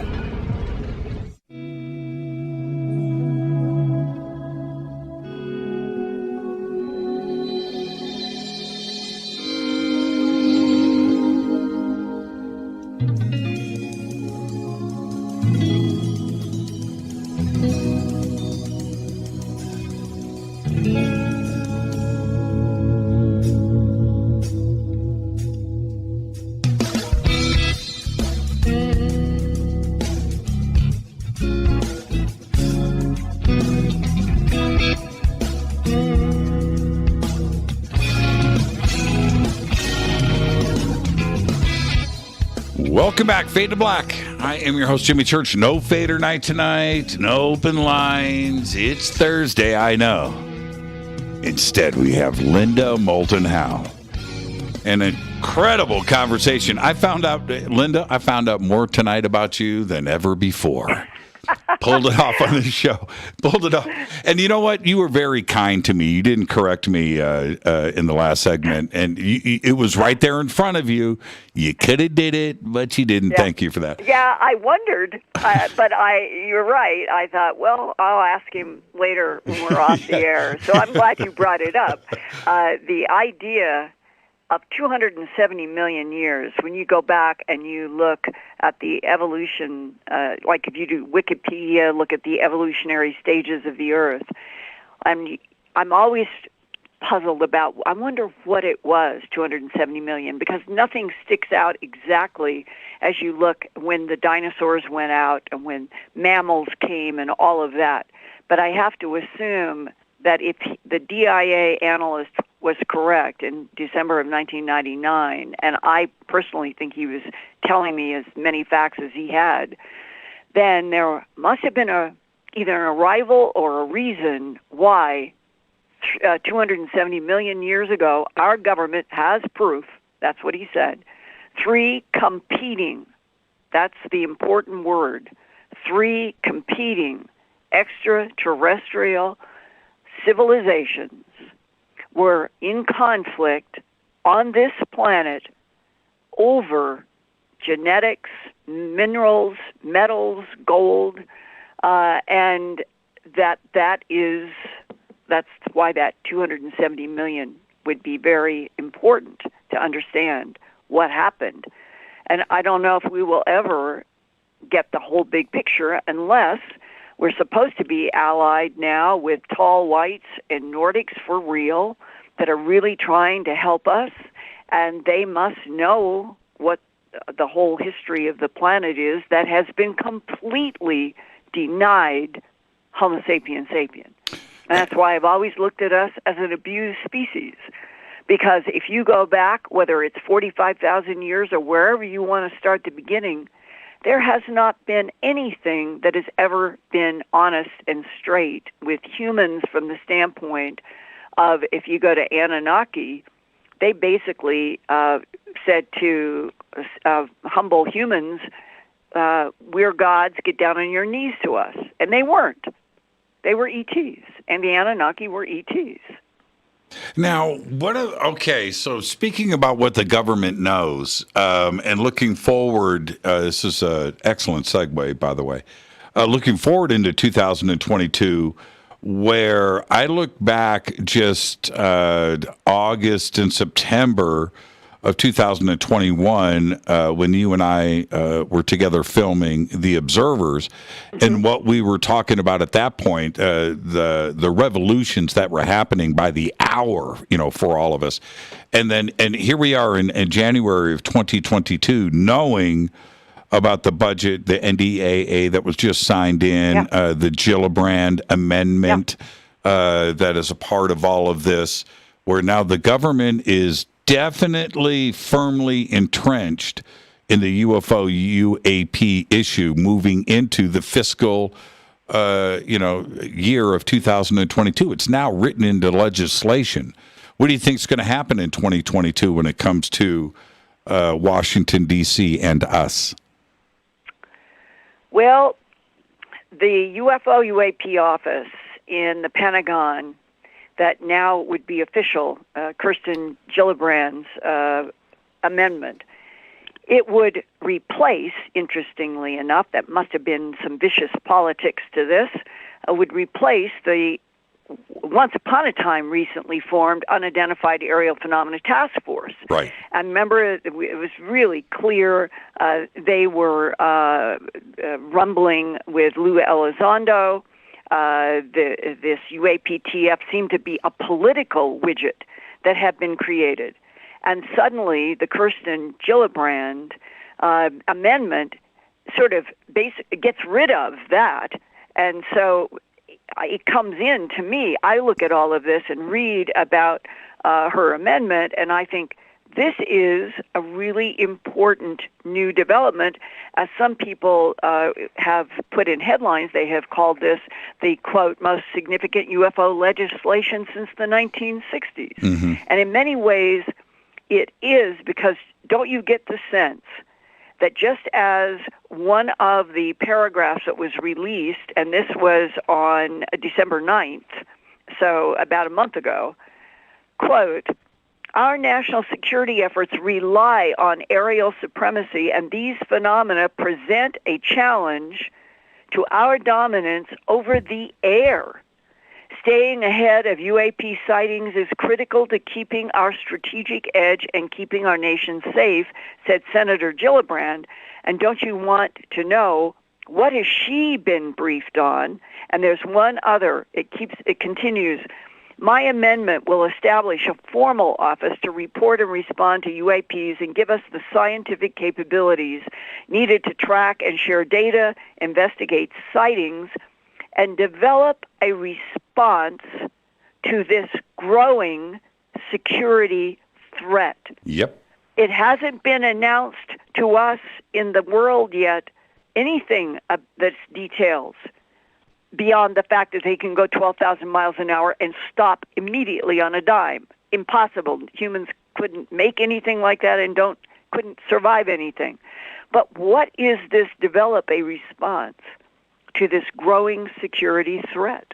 Yeah, and in that same quote, there's another line a little bit further. When combined with all of this, is a real eye opener, because she goes on to say, for us to understand whether these aerial phenomenon belong to a foreign government or something else altogether. Yes. Right? I mean, that's like holy crap right there. Well, it is. It's what you and I and a bunch of us, we know that we are dealing with extraterrestrial intelligence from other places in this galaxy and beyond. And at least as far as I'm concerned, the quality of the sources that I have had in the last few years are high, and they appear to me to be quite accurate, even if they won't or can't be public because of NDAs that they have signed. Right. But they want information out, Jimmy. You know that. I know that. Others. They want, a lot of these people are frustrated that they have been living and working on extraterrestrial issues and with extraterrestrials. I have several first-hand reports from people who say, I'm sorry, I cannot give you a recorded interview, Linda. I would like to, but I want you to be able to report. And then they give me like a paragraph having to do, I work side by side with the tall whites and the Nordics. And the tall whites are professional, compassionate, and they're brilliant intelligence. I mean, I've gotten sentences like that.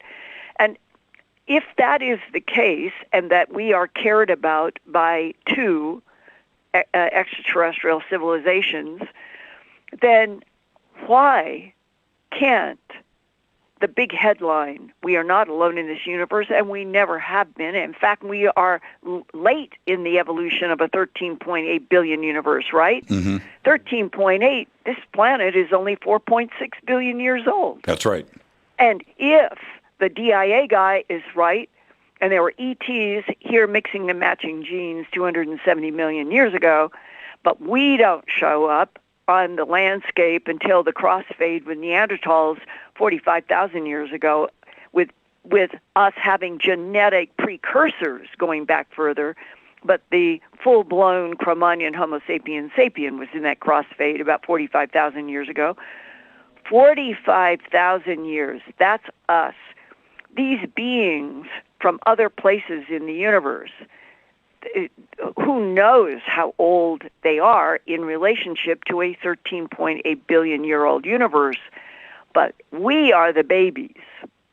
And if they have concern about us, and there is something that is going on, and the Pentagon and the Defense Department have been hiding this since World War II. It really was known that there were other intelligences from someplace else in World War II. And this is 80 years later. Right. Why are we not just getting straightforward? We're not alone in this universe. We're going to be able to show you structures on a planet, if there's any, around Alpha Centauri 4 light years away, because it's my understanding Webb should be able to show us surface features on something 4 light years. I hope it is used for truth.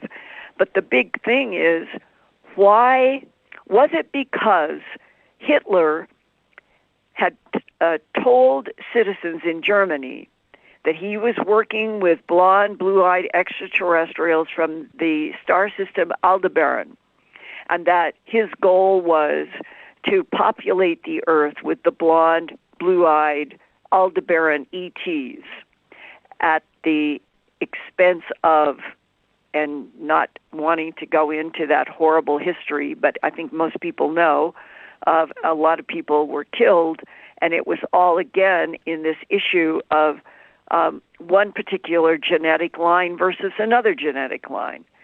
And maybe if all of that was the true context of Hitler and the horrible World War II, and why the silver disc showed up doing circles around Royal Air Force fighters, that was written up in reports, and that we know that Truman and FDR and George Marshall, who was Secretary of War, and Cordell Hull was the Secretary of State, they were all 33rd degree Masons. And those men, they kept secrets because their talking group was small. It was themselves. And I can see how during the war that they might have come together and said, we really need to keep this close and keep it from getting out to the public till we understand what's happening. 80 years later, this is the most complex, multiple-layered, 16-layered chess game with so many different players on each of the 16 floors, and if you don't have technology, you can't tell who the players are situation.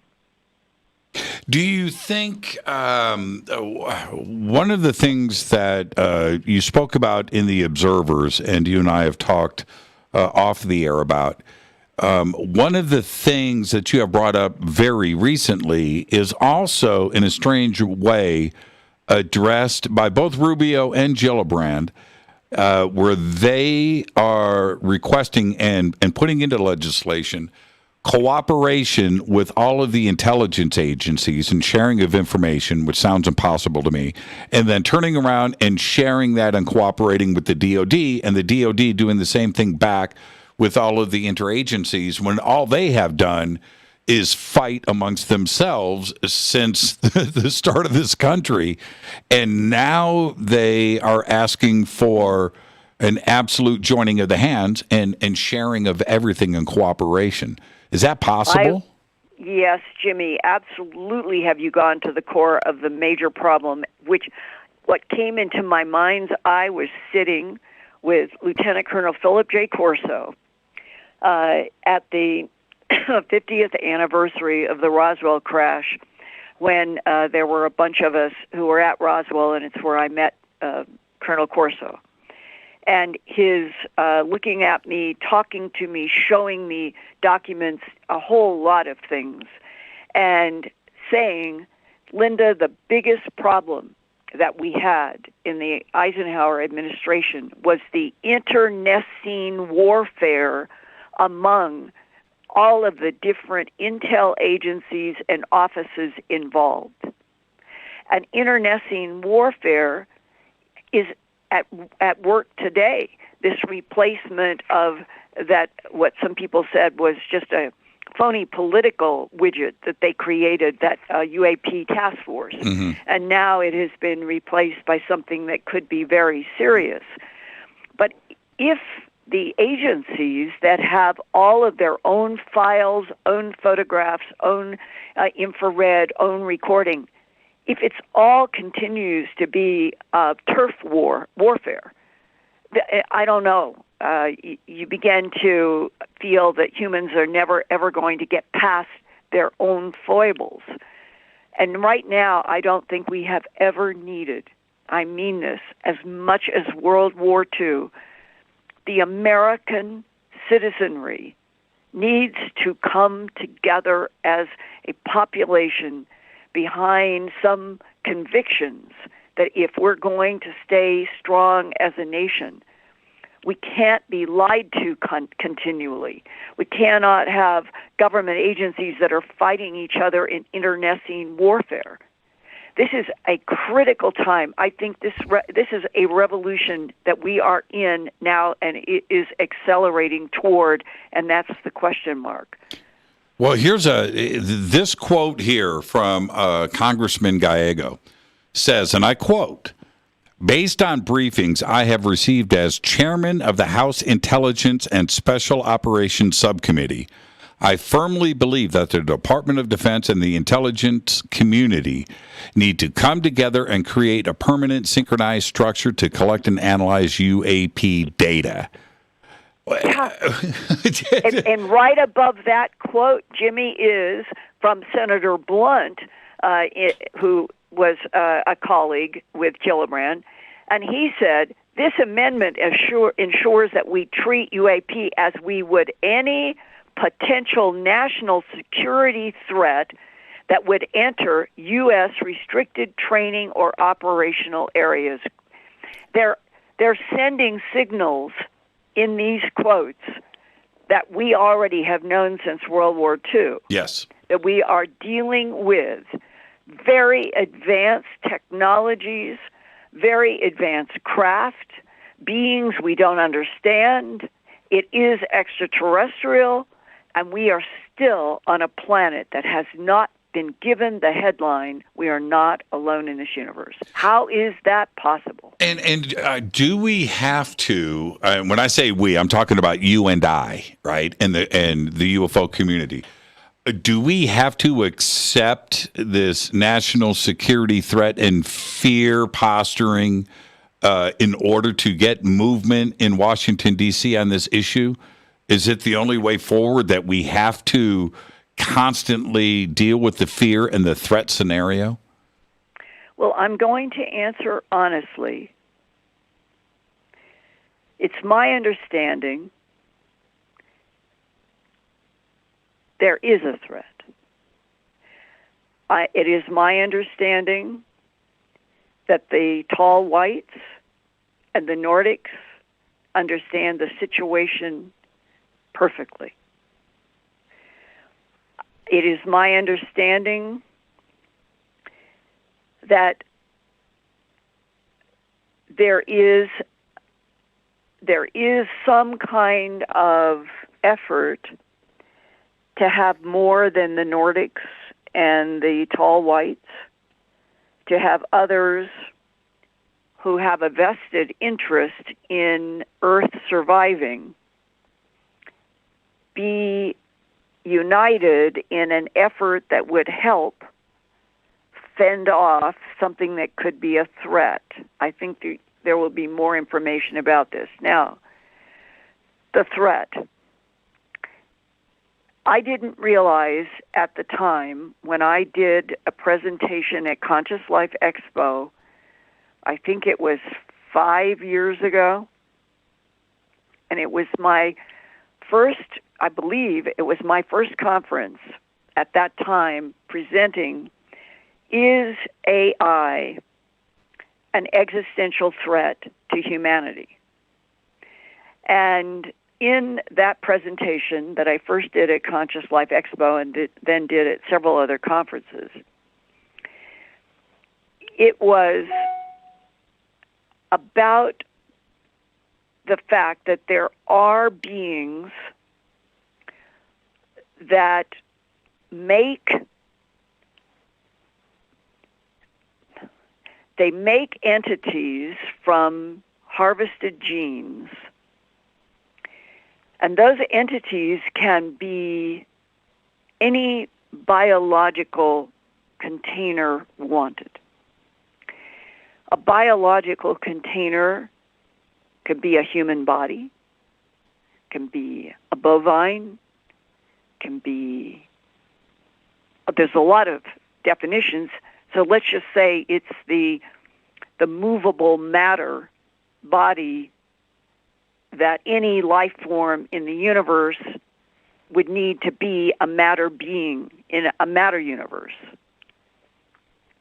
So if you have something that can create body containers and inhabit them, what is their motive?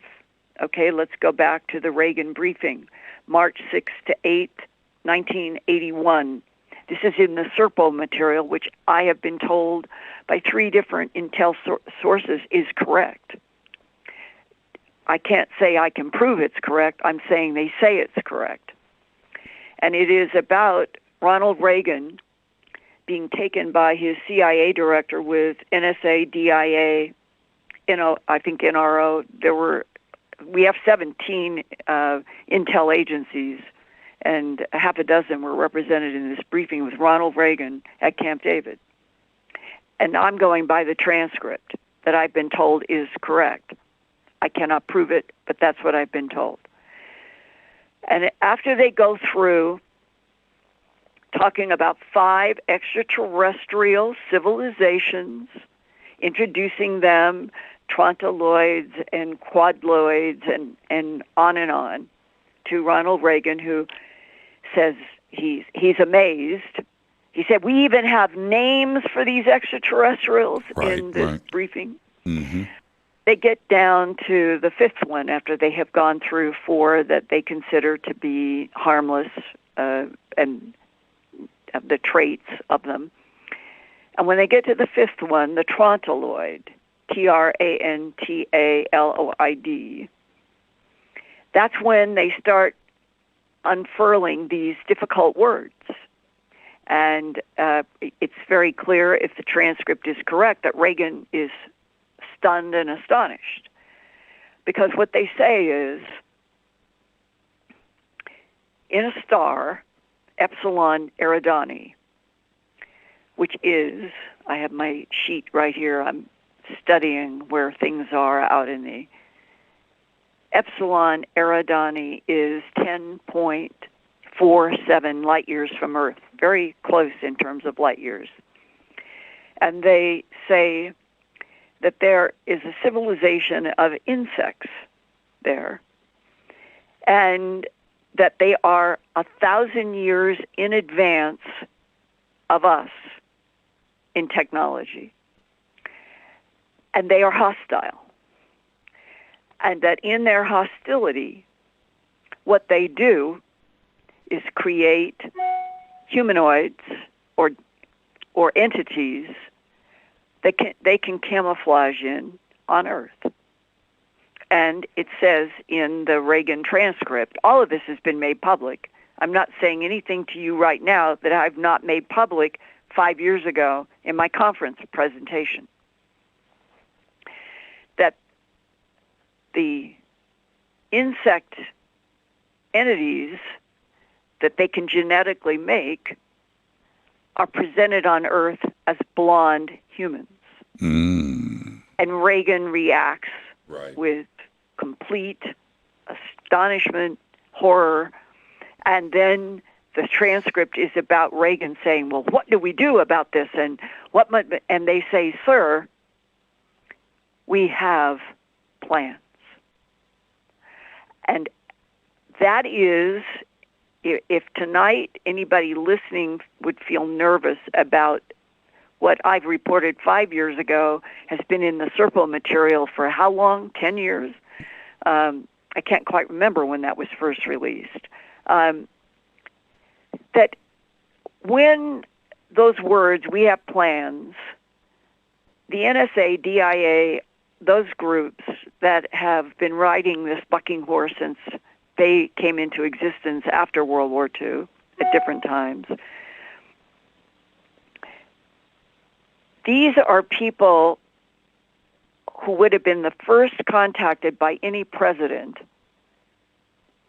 if we were approached by the tall whites and the Nordics. And what we have not been privy to, and that the DIA analyst who talked to me for 7 hours in December of 1999, the most incredible discussion of my life, gave me the impression that they did have that there were friendlies, and that the friendlies were as advanced from their point of view as the threat.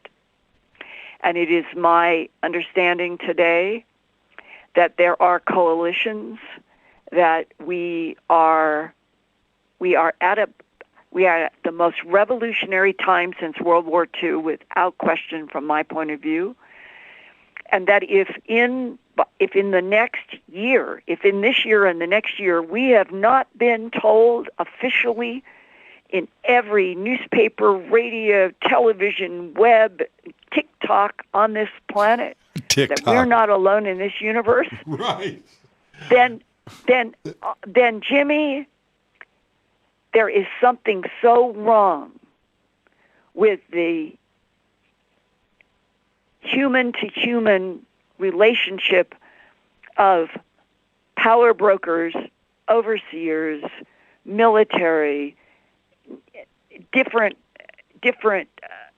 races, because the one thing that we need now more than anything else since World War II is for humanity, for humans to look at each other and embrace each other, because we need human strength. We need humans hanging together over the next 10 years better than they've ever hung together before, while the intel agencies that are collaborating with the tall whites and the Nordics are getting their ducks in a row. And I'm saying that as a simple sentence to what I think is immensely complex. But I do think that is occurring, and that the threat will be handled. I'm convinced of it. But my words tonight are being said publicly when we still have never had an official confirmation that we're not alone. We have never been told that we have Space Force out in 22 solar systems, and they have been going out there since 1972. There is an entire world that is in existence and evolution and sophistication, has advanced weaponry, working with ETs that know what they're doing, and we have been told zero. Let's take our break. Let's take our break right here. I thought I jumped in at the right point. Did I just interrupt Linda Moulton Howe? I was just going to say, and all I was going to say is, we need to be told the truth for humanity to come together, which is exactly what Ronald Reagan said. And let's take our break. We will be coming together, Linda and I, at the Conscious Life Expo, February 4th through the 7th. And this is a good point for me to just tell everybody. Go to earthfiles.com. More with Linda in just a minute. But go to Earthfiles so you can see where I get the good stuff. This is Fade to Black. I'll be right back. Stay with us. Hi, everybody. This is Rob Halford, the Metal God, on JimmyChurchRadio.com. Your 1 million gigawatt paranormal powerhouse, KUNX-DB, The X. Are you ready to read about true paranormal events? UNX Media publishes nonfiction books about UFOs, ghosts and haunted places, time anomalies, cryptid creatures, and more. Just like KUNX-DB Radio, it's all about unexplained phenomena. Visit www.unxmedia.com to see our list of great book titles by Debbie Ziegelmeyer, Gene Walker, Devin Listrom, Wayne Lawrence, Bill Spicer, and yours truly, Margie Kay. That's unxmedia.com. Why is it we're not very good with our health regimen until it's too late? We don't put oil in the car until the engine blows up. When the body's out of balance, your health is not so good. Give your body some love. Log on to getthetea.com. That's getthetea.com. Try our Life Change Tea, which cleanses you from harmful intruders. A clean colon is one of the ways to bring the body in balance. We also carry organic supplements to help you get where you need to go. So do your body a favor. Log on to getthetea.com. That's getthetea.com. You can even visit our sales page to save some dough. Does anybody call money dough anymore? Anyway, if you're looking for short, helpful health tips, go to YouTube and punch in Health Matters Now. That's Health Matters Now. So, log on to getthetea.com, shop, get balanced, then learn some cool tips at Health Matters Now. You'll be glad you did. That's getthetea.com. This is Jimmy Church of Fade to Black, and I only drink Fade to Black blend coffee from River Moon. Just click on the River Moon Coffee banner at jimmychurchradio.com. Promo code F2B blend. This is the only way forward. This is Fade to Black. Make contact. When you're in the house for longer periods of time, you can see them flying or running across the floor. Ooh, yuck. They're unhealthy, gross, and disgusting. Bugs. I loathe bugs. We keep a clean home, but occasionally bugs show up. Well, I found something that is tougher than bugs. Orange Guard. On contact, it kills hidden bugs, including ants, roaches, and fleas. Plus, Orange Guard is a residual repellent. All of the ingredients of Orange Guard are on the FDA generally recognized as safe list. Orange Guard may be used around food, humans, and pets. It comes with a 30-day money-back guarantee. Orange Guard. Available at orangeguard.com, Whole Foods, and Ace Hardware. Gold loves chaos, uncertainty, and disarray. History shows us what gold does when people aren't sure about the government, the stock market, their jobs, or their retirement savings. Our national debt is skyrocketing. Gold and other precious metals are a defense measure against inflation and a stock market that might take years to recover. So what can you do right now to protect yourself? Call United Gold Group. We offer gold and other precious metals delivered securely within 72 hours. Are you worried about the stock market? We can also help you set up a real gold or silver IRA or a 401k. Safe and secure. United Gold Group makes gold ownership affordable. Call now and get up to $2,500 in free gold or silver with a qualified IRA. Call 800-753-8534. That's 800-753-8534 or visit UnitedGoldGroup.com.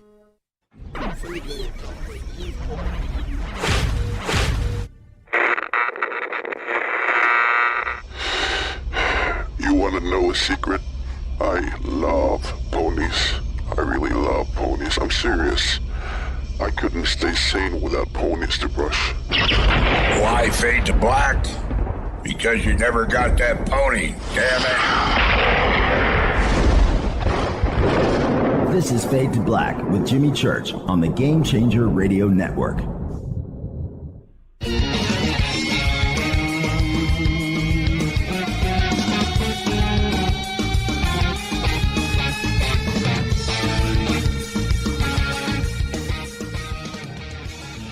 Welcome back, Fade to Black. I'm your host, Jimmy Church. I just posted up in the chat room. I said, this is why, right now, this is why I have so much respect for Linda. That's it. Great conversation. And Linda, have you ever held back? Well, I am, from my point of view, I am only skirting a very thin surface in tonight. What I have been exposed to, am exposed to, the complexity, the depth, right, the breadth. It is incredible. It excites me. It does not frighten me.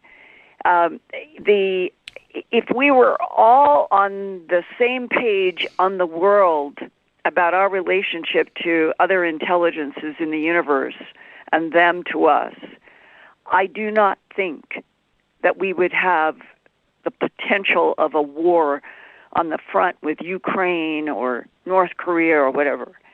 That when Ronald Reagan said 3 times that year, I think it was in 81 or something, and it was to Gorbachev, and he said it in 3 different speeches at the UN.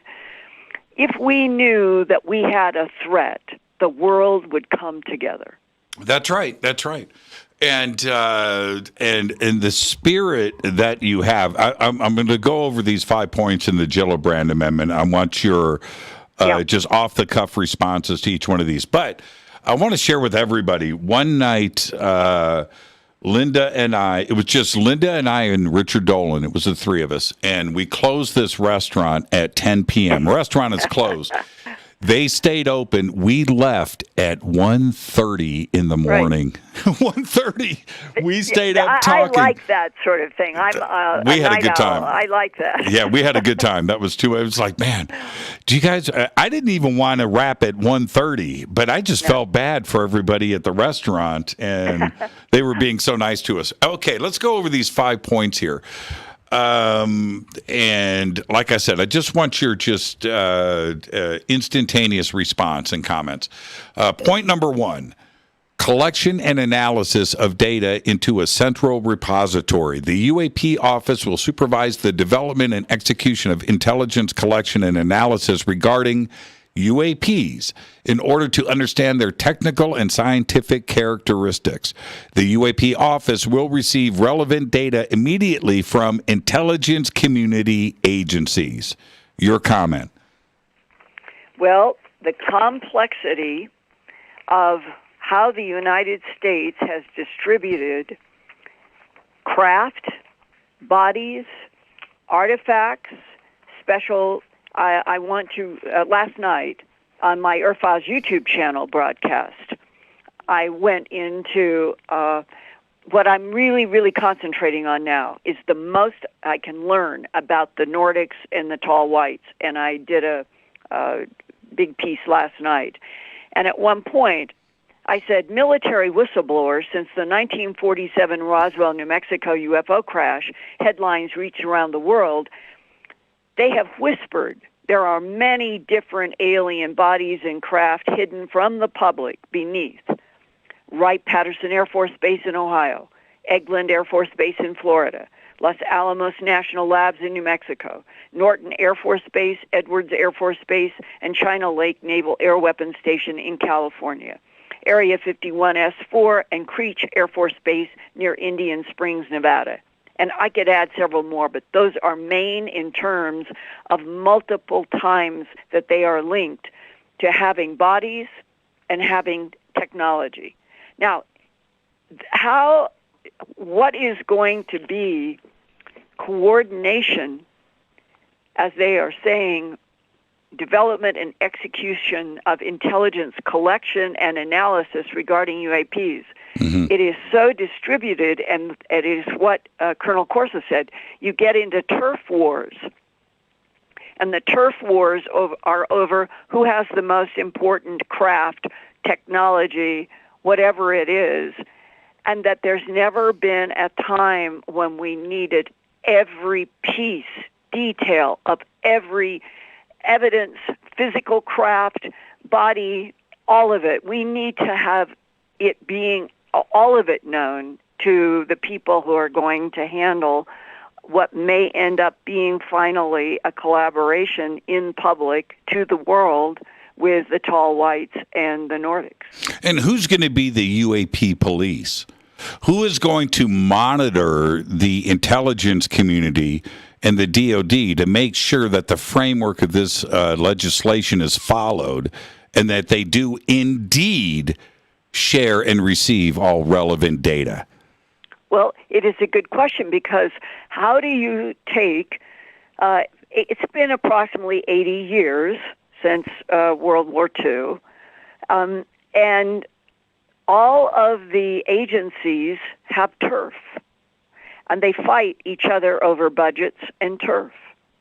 And we somehow have ended up with a system in the government that seems to break down into these sections that compete with each other, more than a government of, by, and for the people that is coordinated, not fighting, but actually trying to seriously help each fellow man. That is the democracy dream, and we're now at a point where, in addition to what might be an extraterrestrial insect threat, it's what is going to happen inside the United States between now and the rest of this decade, when there appears to be serious growing evidence coming through the intel agencies that there are people everywhere who want to tear down the government. That's right. That's right. And that's more horrifying to me than insects 1,000 years in advance, 10 light years away, that I have been told the Nordics and the tall whites can handle. And I will place my bets with the tall whites and the Nordics that they can handle them. Meanwhile, on Earth, what are we doing to ourselves when Homo sapiens sapien has never needed humanness to human, the agape love that the Greeks always talked about? When you look at your brother or your sister and you know what that pressure is in your chest and you know that you love that being, if all of us could look at each other and just love ourselves as a species, and we would then be able not to fight each other and kill each other, but try to actually support each other, that might be the one thing that would make the threat go away in outer space. I'm buying bug spray. That's another story. Okay. They're not going to come here as bugs. Oh, it still might work, though. Okay, but I really do think I accept what I have been presented by a number of sources. My material comes from a number of sources, right?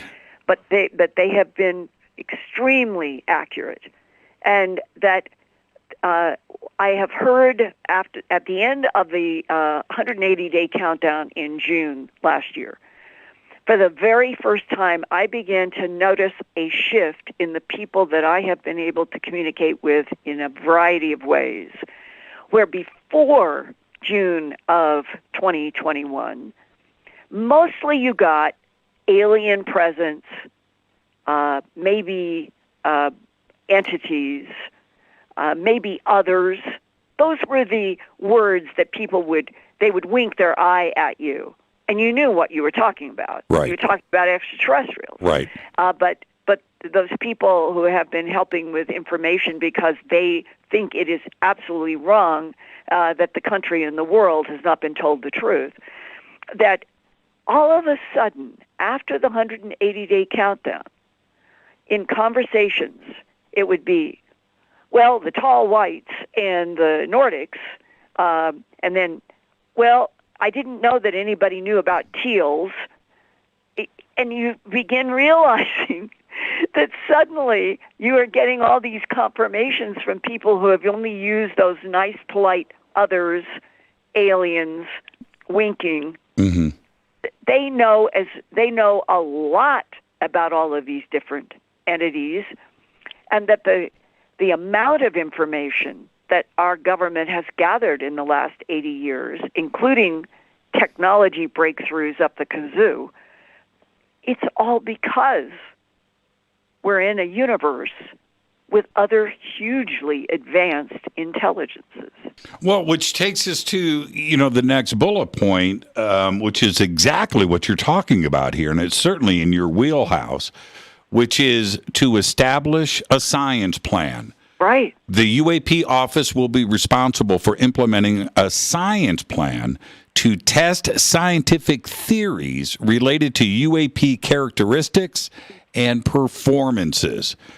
That they know something. There's no reason to put this in there unless, right? It's going on in. All you have to do is think in your mind. Let's just take the 10 largest aerospace companies in the world. They are all working in one capacity or another with Nordics and tall whites, and or are working on technologies that have been given by them, from my understanding. So you can't begin to even approach relating to these advanced intelligences if we are not upping our game on the science end with them here.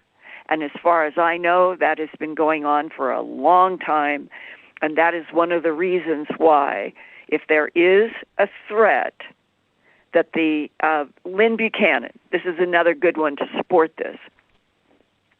Lynn Buchanan was one of the remote viewers in Project Stargate that the CIA and NSA were funding in the 1980s in Washington at Fort Meade.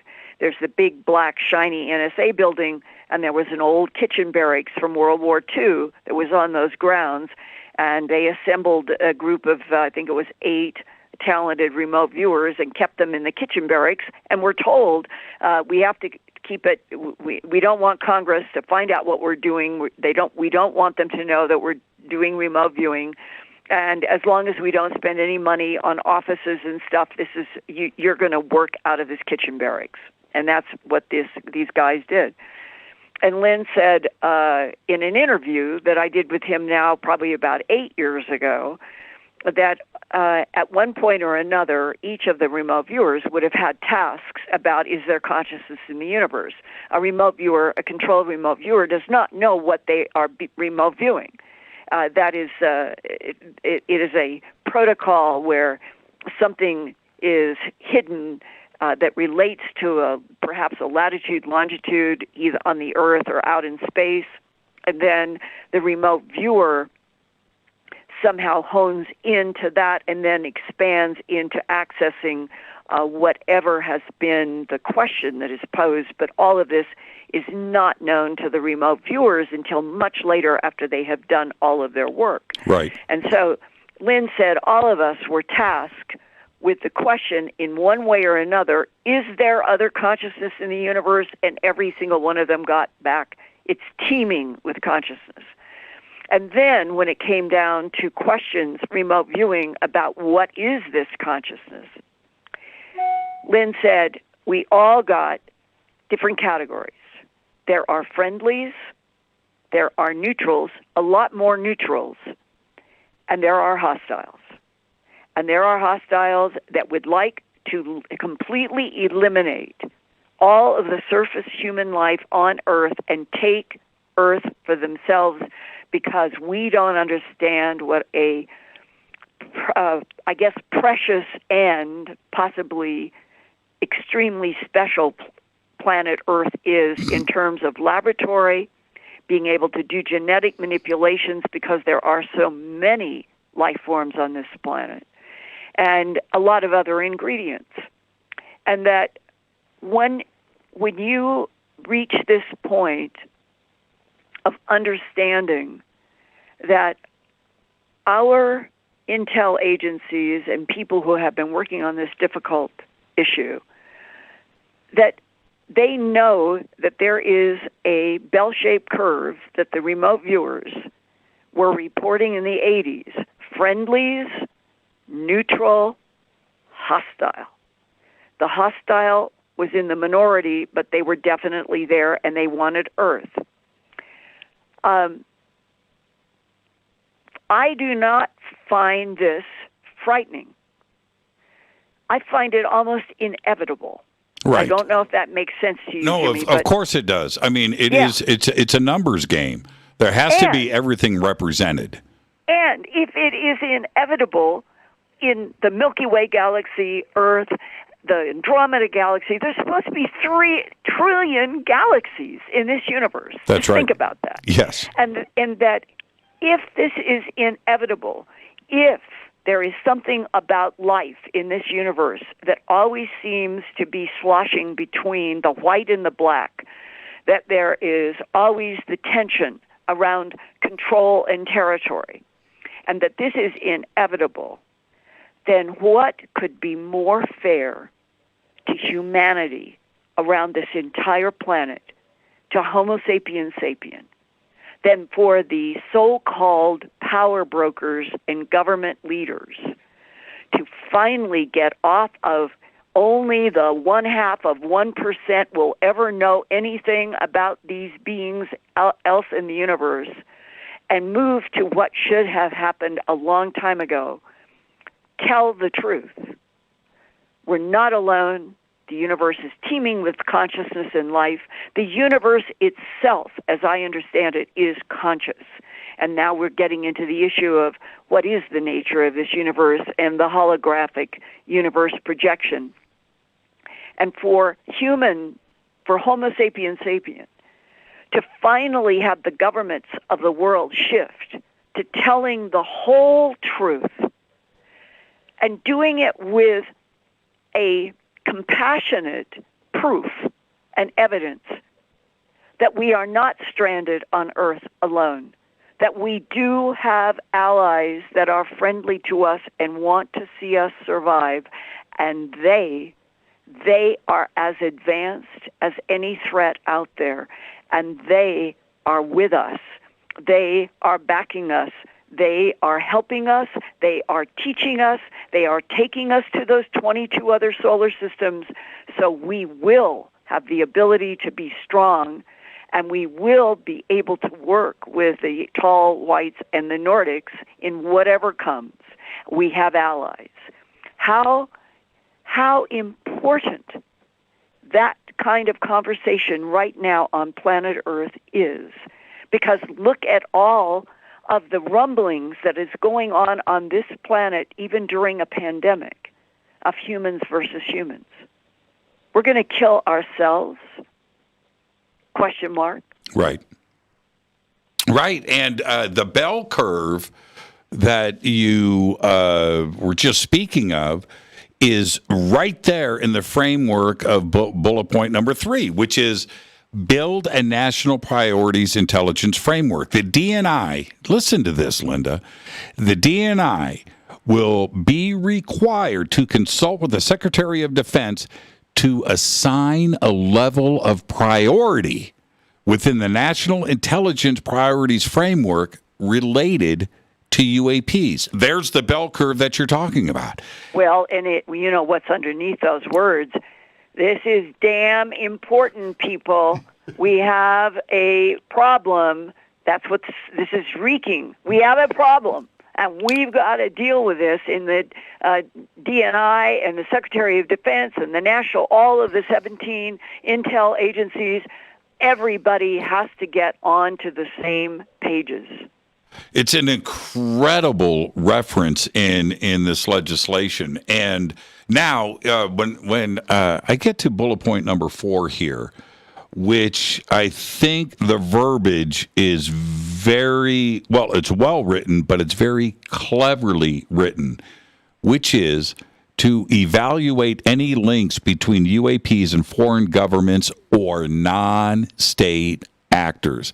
The UAP office will be tasked with evaluating threats that UAPs may pose to the United States. Additionally, the office will be responsible for coordinating with federal agencies, including the FAA and NASA, and international allies and partners on UAPs. Who are they? Who are they? And all of this, I mean, Jimmy, if you take just this paper, the Gillibrand's groundbreaking unidentified aerial phenomena amendment included in final NDAA, the National Defense Authorization, and you look at what we've gone through, and we are now on these bullet points, what is the one thread that pulses from every page? It is the word threat. It's incredible. And the last part that I want to talk about, then I actually want to get to another point with the amendment, but it's this, and that is the report to Congress, where it says the UAP office will be required to provide unclassified annual, once a year, reports to Congress, and classified semi-annual, twice a year, every 6 months, briefings on intelligence analysis, reported incidents, health-related effects, and the role of foreign governments and nuclear security. So, now part of the legislation, which has been signed, we're getting 2 classified reports that the public's not going to know about every 6 months, and 1 unclassified report to go to Congress, and that will be public. And can't you hear the groans of the CIA, DIA, NSA, NRO, geospatial, up all of those, more paperwork, because they've denied all of this. That's why this is in here. Congress hasn't been able to get any of these. They're hidden in SAPs. They're hidden in all kinds of classified. The real truth of the last 80 years is buried in all of these agencies. And this part here of the Gillibrand, which is in addition to, now she's got the entire legislation that she got together was 140 pages. So this is a breakdown of those 140 pages. In the NDAA itself, Linda, there are 5 paragraphs. I don't have the page number in front of me. 5 paragraphs that deal with UAPs, over 6 pages. And one of those paragraphs says that any crash retrieval, any technology retrieved from a crashed UAP shall be reported within 2 weeks. Now, groans. Can't you hear those groans? How and what that says to me, and I want your reaction to this. What that says to me is the ODNI has found out that these different intelligence agencies have crashed retrieval debris and information that they never knew about. Right. I gave you that list of all of those bases. Right. And that he didn't know about, or the office, the ODNI. And the reaction to that, what do you mean this has been going on? Nobody's told me about it. And so nobody's told this office about it, and now it's written into the NDAA. That's the only way to read it, right? And I think this is why that headline, most significant UFO legislation since the 1960s. And let's hope this is going to finally bring the headline that we deserved so long ago. We're not alone in this universe. It is teeming with consciousness. It is divided into friendlies, neutrals, hostiles. We need to grow up. We need to get out of the baby stage. We need to be able to introduce these extraterrestrials who are powerful and advanced, and they don't want the Earth. They want us to succeed on the Earth. That's who we need to be introduced to, and we need to be told all of this. And before tonight, I found a very interesting article. Vatican astronomer says if aliens exist, they may not need redemption. And this is an article that was in Catholic News Service, May 22nd, 2008. That's 14 years ago. Right. And it is the most fascinating article that goes on from a Vatican astronomer. They're dealing and talking about then Pope Benedict the 16th, I think it was, in 2006, who had made remarks in an interview about other intelligent life in the universe, and that they had talked about these potential forms of life could include those that maybe they don't even have oxygen or hydrogen, and that, quote, this is not in contrast with faith because we cannot place limits on the creative freedom of God, he said. And to use St. Francis's words, if we consider earthly creatures as brothers and sisters, why can't we also do the same consideration and speak of an extraterrestrial brother and sister. And I thought, well, this is so just bottom line sensible, and it sort of counters when people say, but religions will collapse. Why would religions collapse if this is presented to us as the universe is teeming with life and consciousness? And we're sorry that we didn't explain this to you before, but now it's important because we have threats and we need the world to come together. And part of the breaking news from that in 2008, there was another comment. It might be in that article where the comment, I'm going to paraphrase here, Linda, but loosely, it was like, well, if E.T. gets here, he can be baptized too, right? Yes, I think that was that sort of related to that headline. Yes. May not need redemption. Right. We will baptize them. Yes. And then, just like on Earth, we need Earth to come together as a humanity that sees each other as a reflection of all of us. Everybody needs to see our fellow human being as somebody who is not a threat in the agape sense. And then if we have advanced extraterrestrial beings, the tall whites and the Nordics, and they want to see us succeed, but they don't want to make us a crutch. They don't want us to say, okay, we don't have to do anything anymore because we've got these great advanced ETs and they know how to do everything. Right.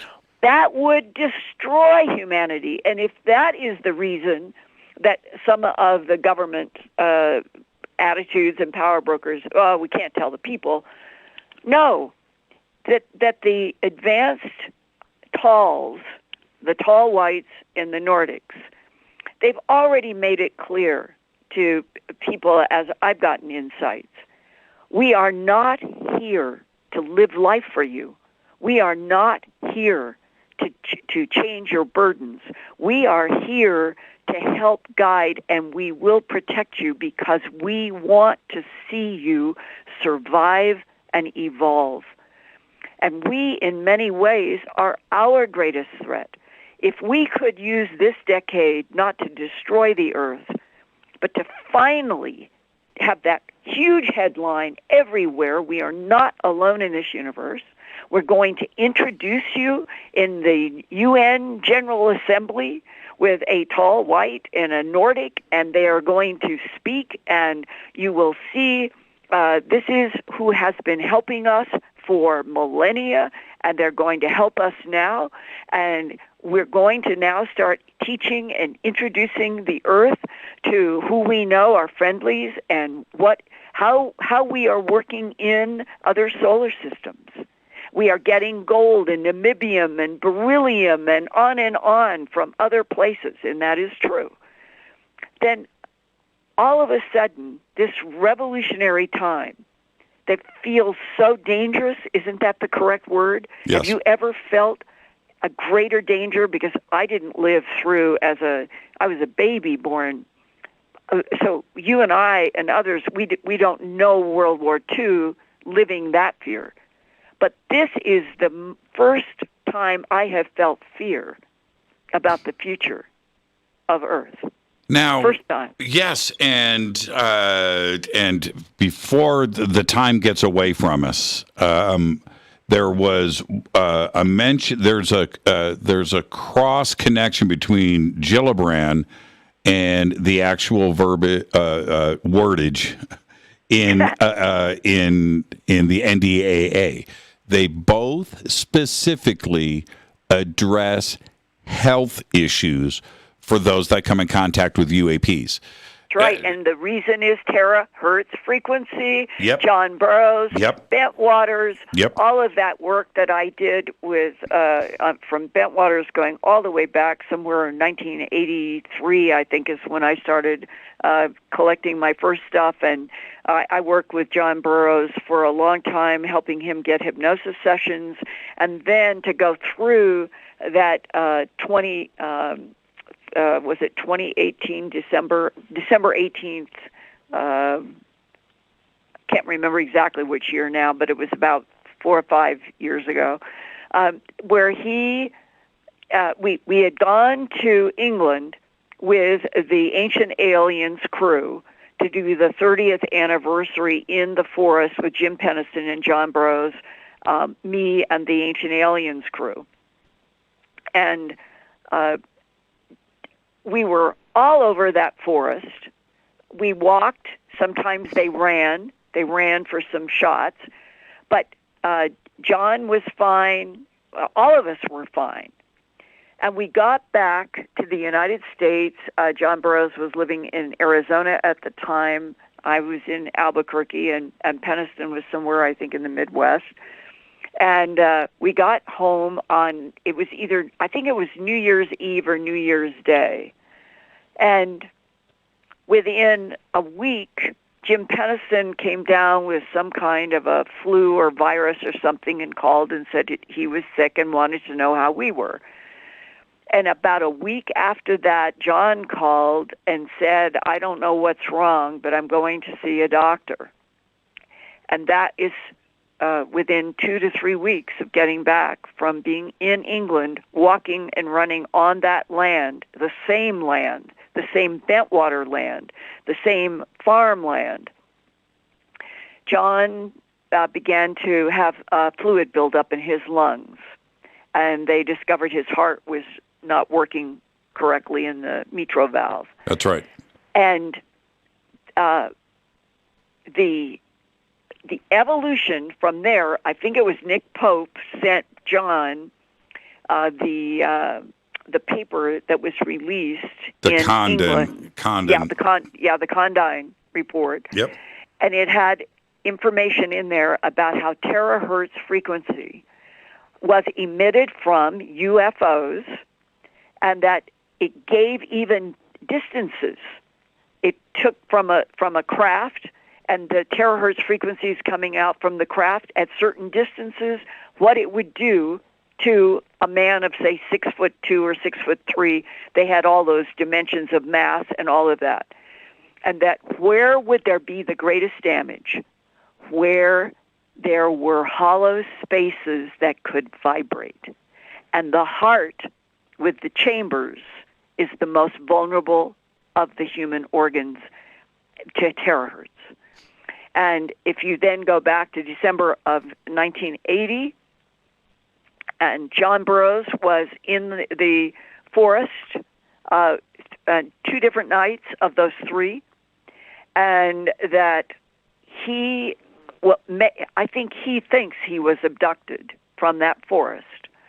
In the hypnosis sessions that I have listened to and been present, I would say he was too.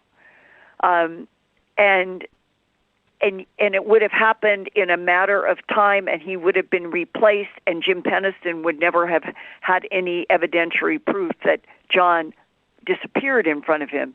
It was that he couldn't find John when he became aware after the flash, the bright white flash, and right. John was gone. Right. He didn't know what had happened. Right. And then suddenly, John is back.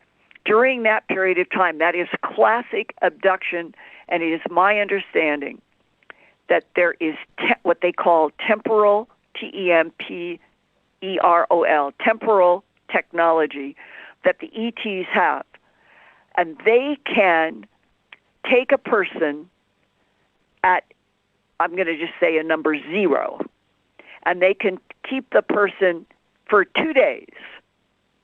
And they will return the person to 1 second after 0, and the human will never know, no one will ever know, that the person was lifted out for 24 hours or 48 hours and returned in time, because temporal technology has the ability to manipulate time, something that we don't grasp, and that is very difficult to understand. But once you begin to see it over and over and over repeated in the abductions, as I do, John could have been gone. They could have taken him to an entire planet. These are difficult because if you can take somebody and bring them right back to the second that they were taken, no matter how long they were gone, how would humans ever get a reality check? Well, during that, whatever happened, he could have been exposed to a lot of terahertz that then by the time we did the 30th anniversary, his heart was failing.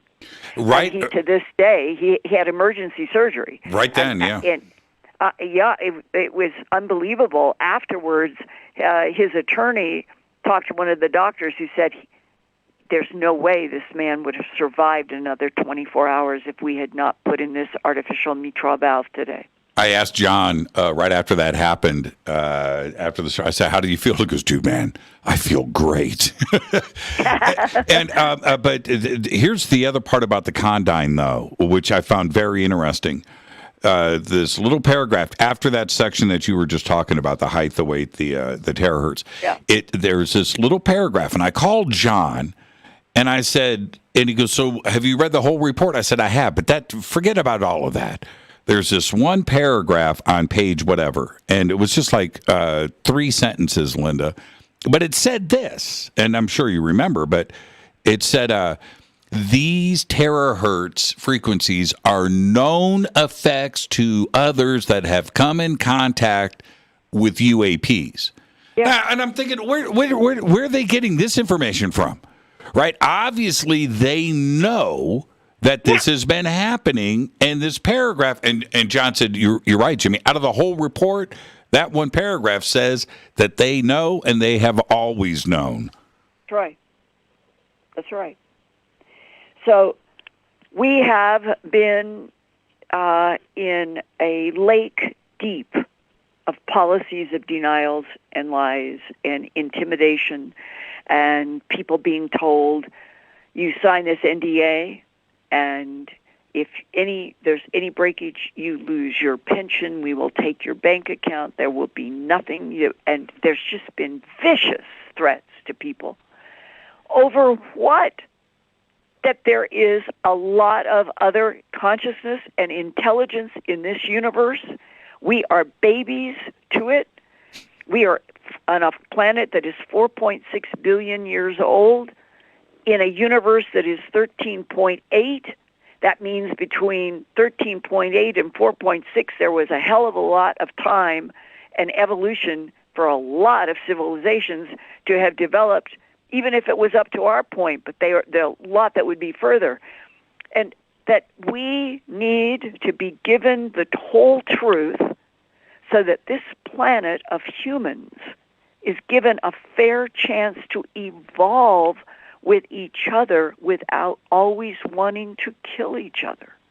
I think that's such an accurate point to make, in that they're not here to save us. So get that out of your mind.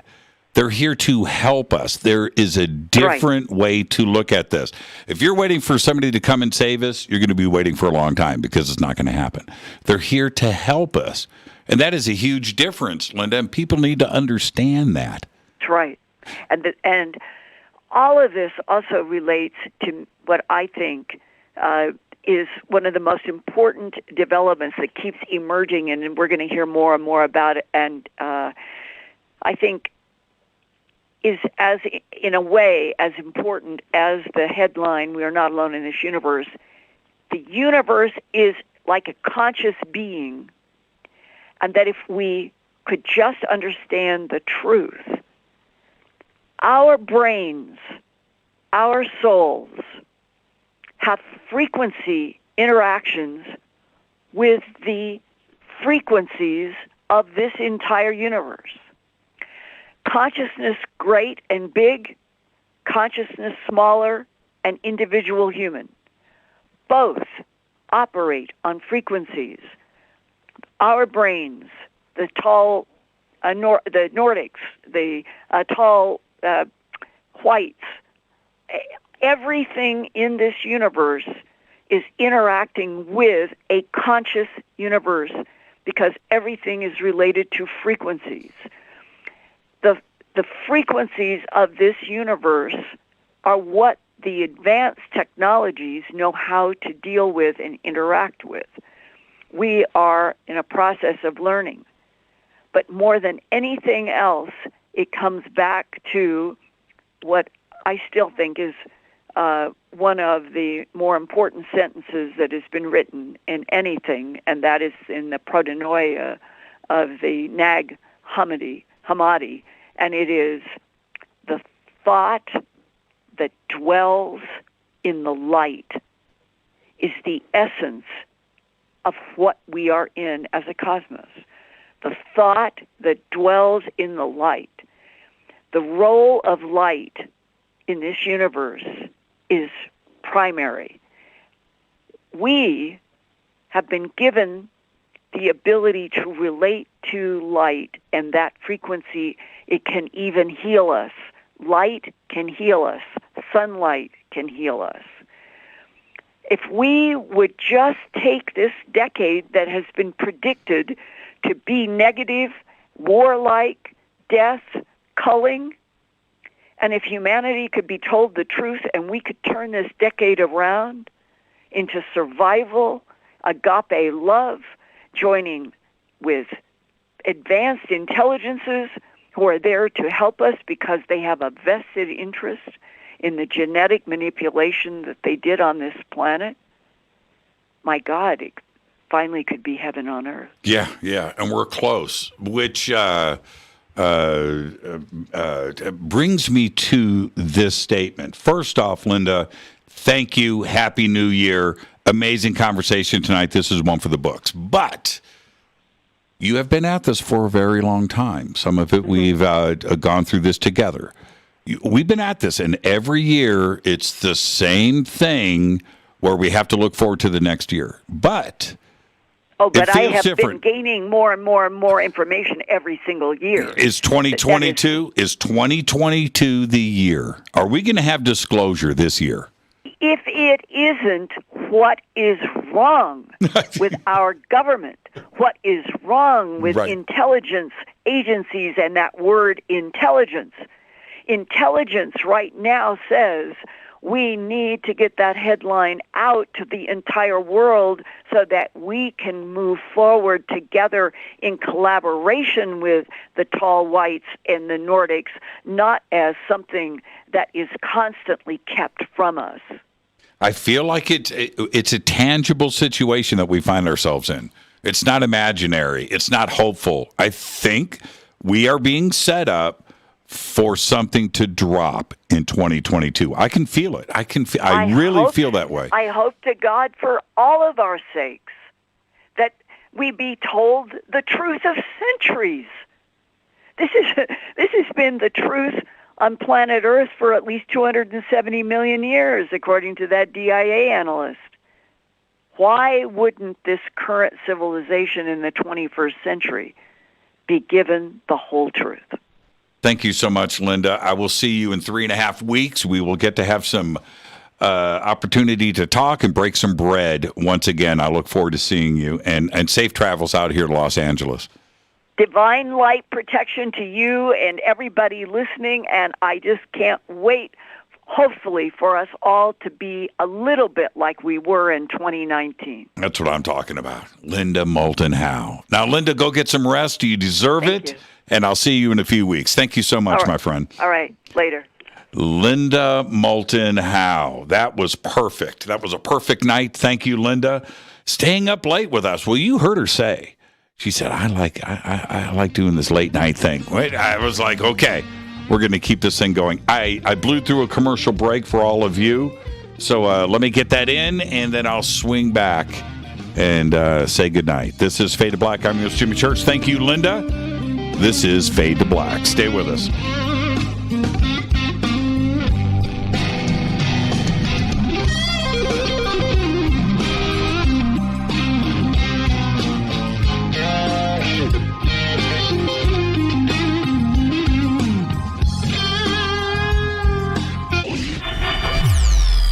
You're listening to Jimmy Church and Fade to Black on the X.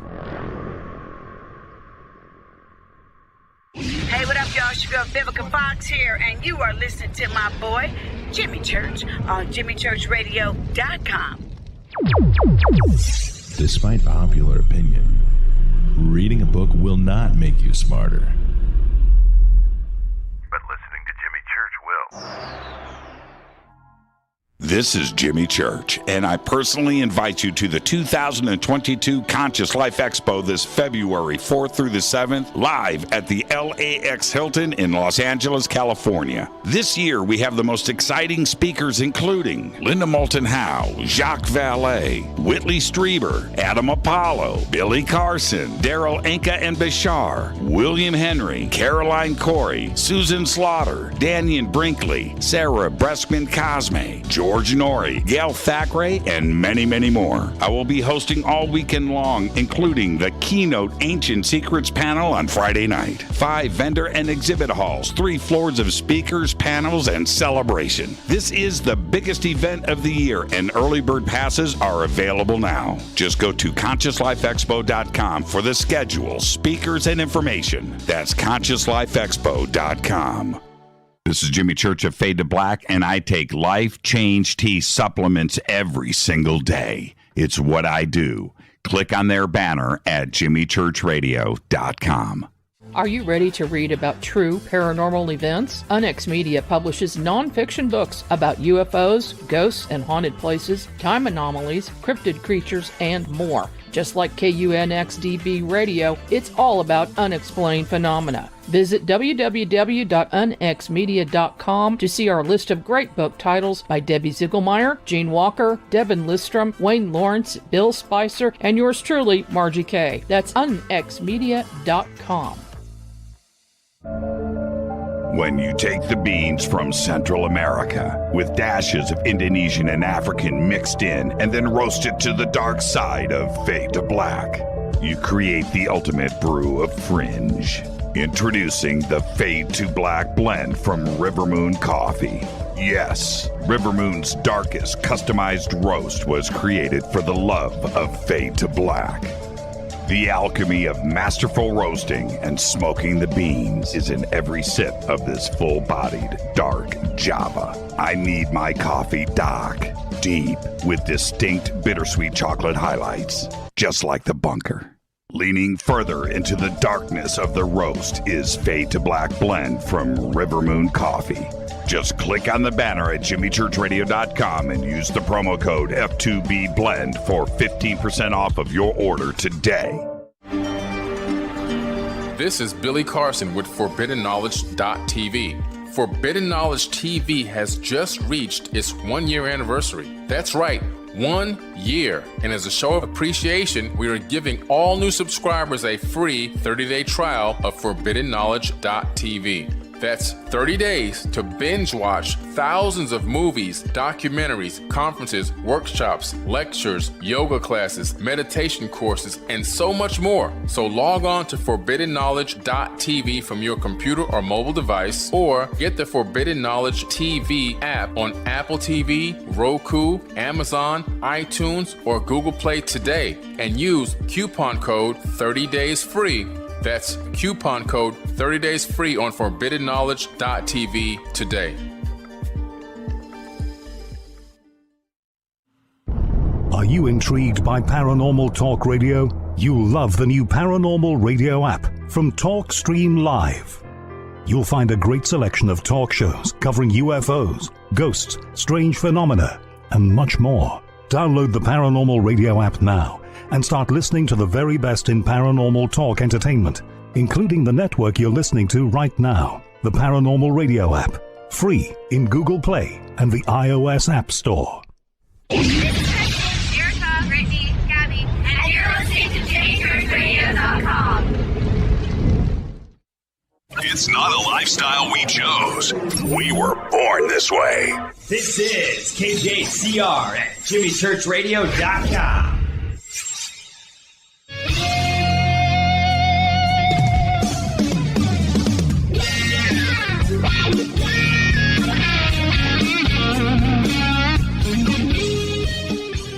All right, welcome back, Fade to Black. I just wanted to jump in and say goodnight to everybody and thank you to Linda Moulton Howe. That was a great conversation. Now, the links for the Conscious Life Expo are below in the video description box. We have it throughout social media, and you can go to consciouslifeexpo.com for tickets and info.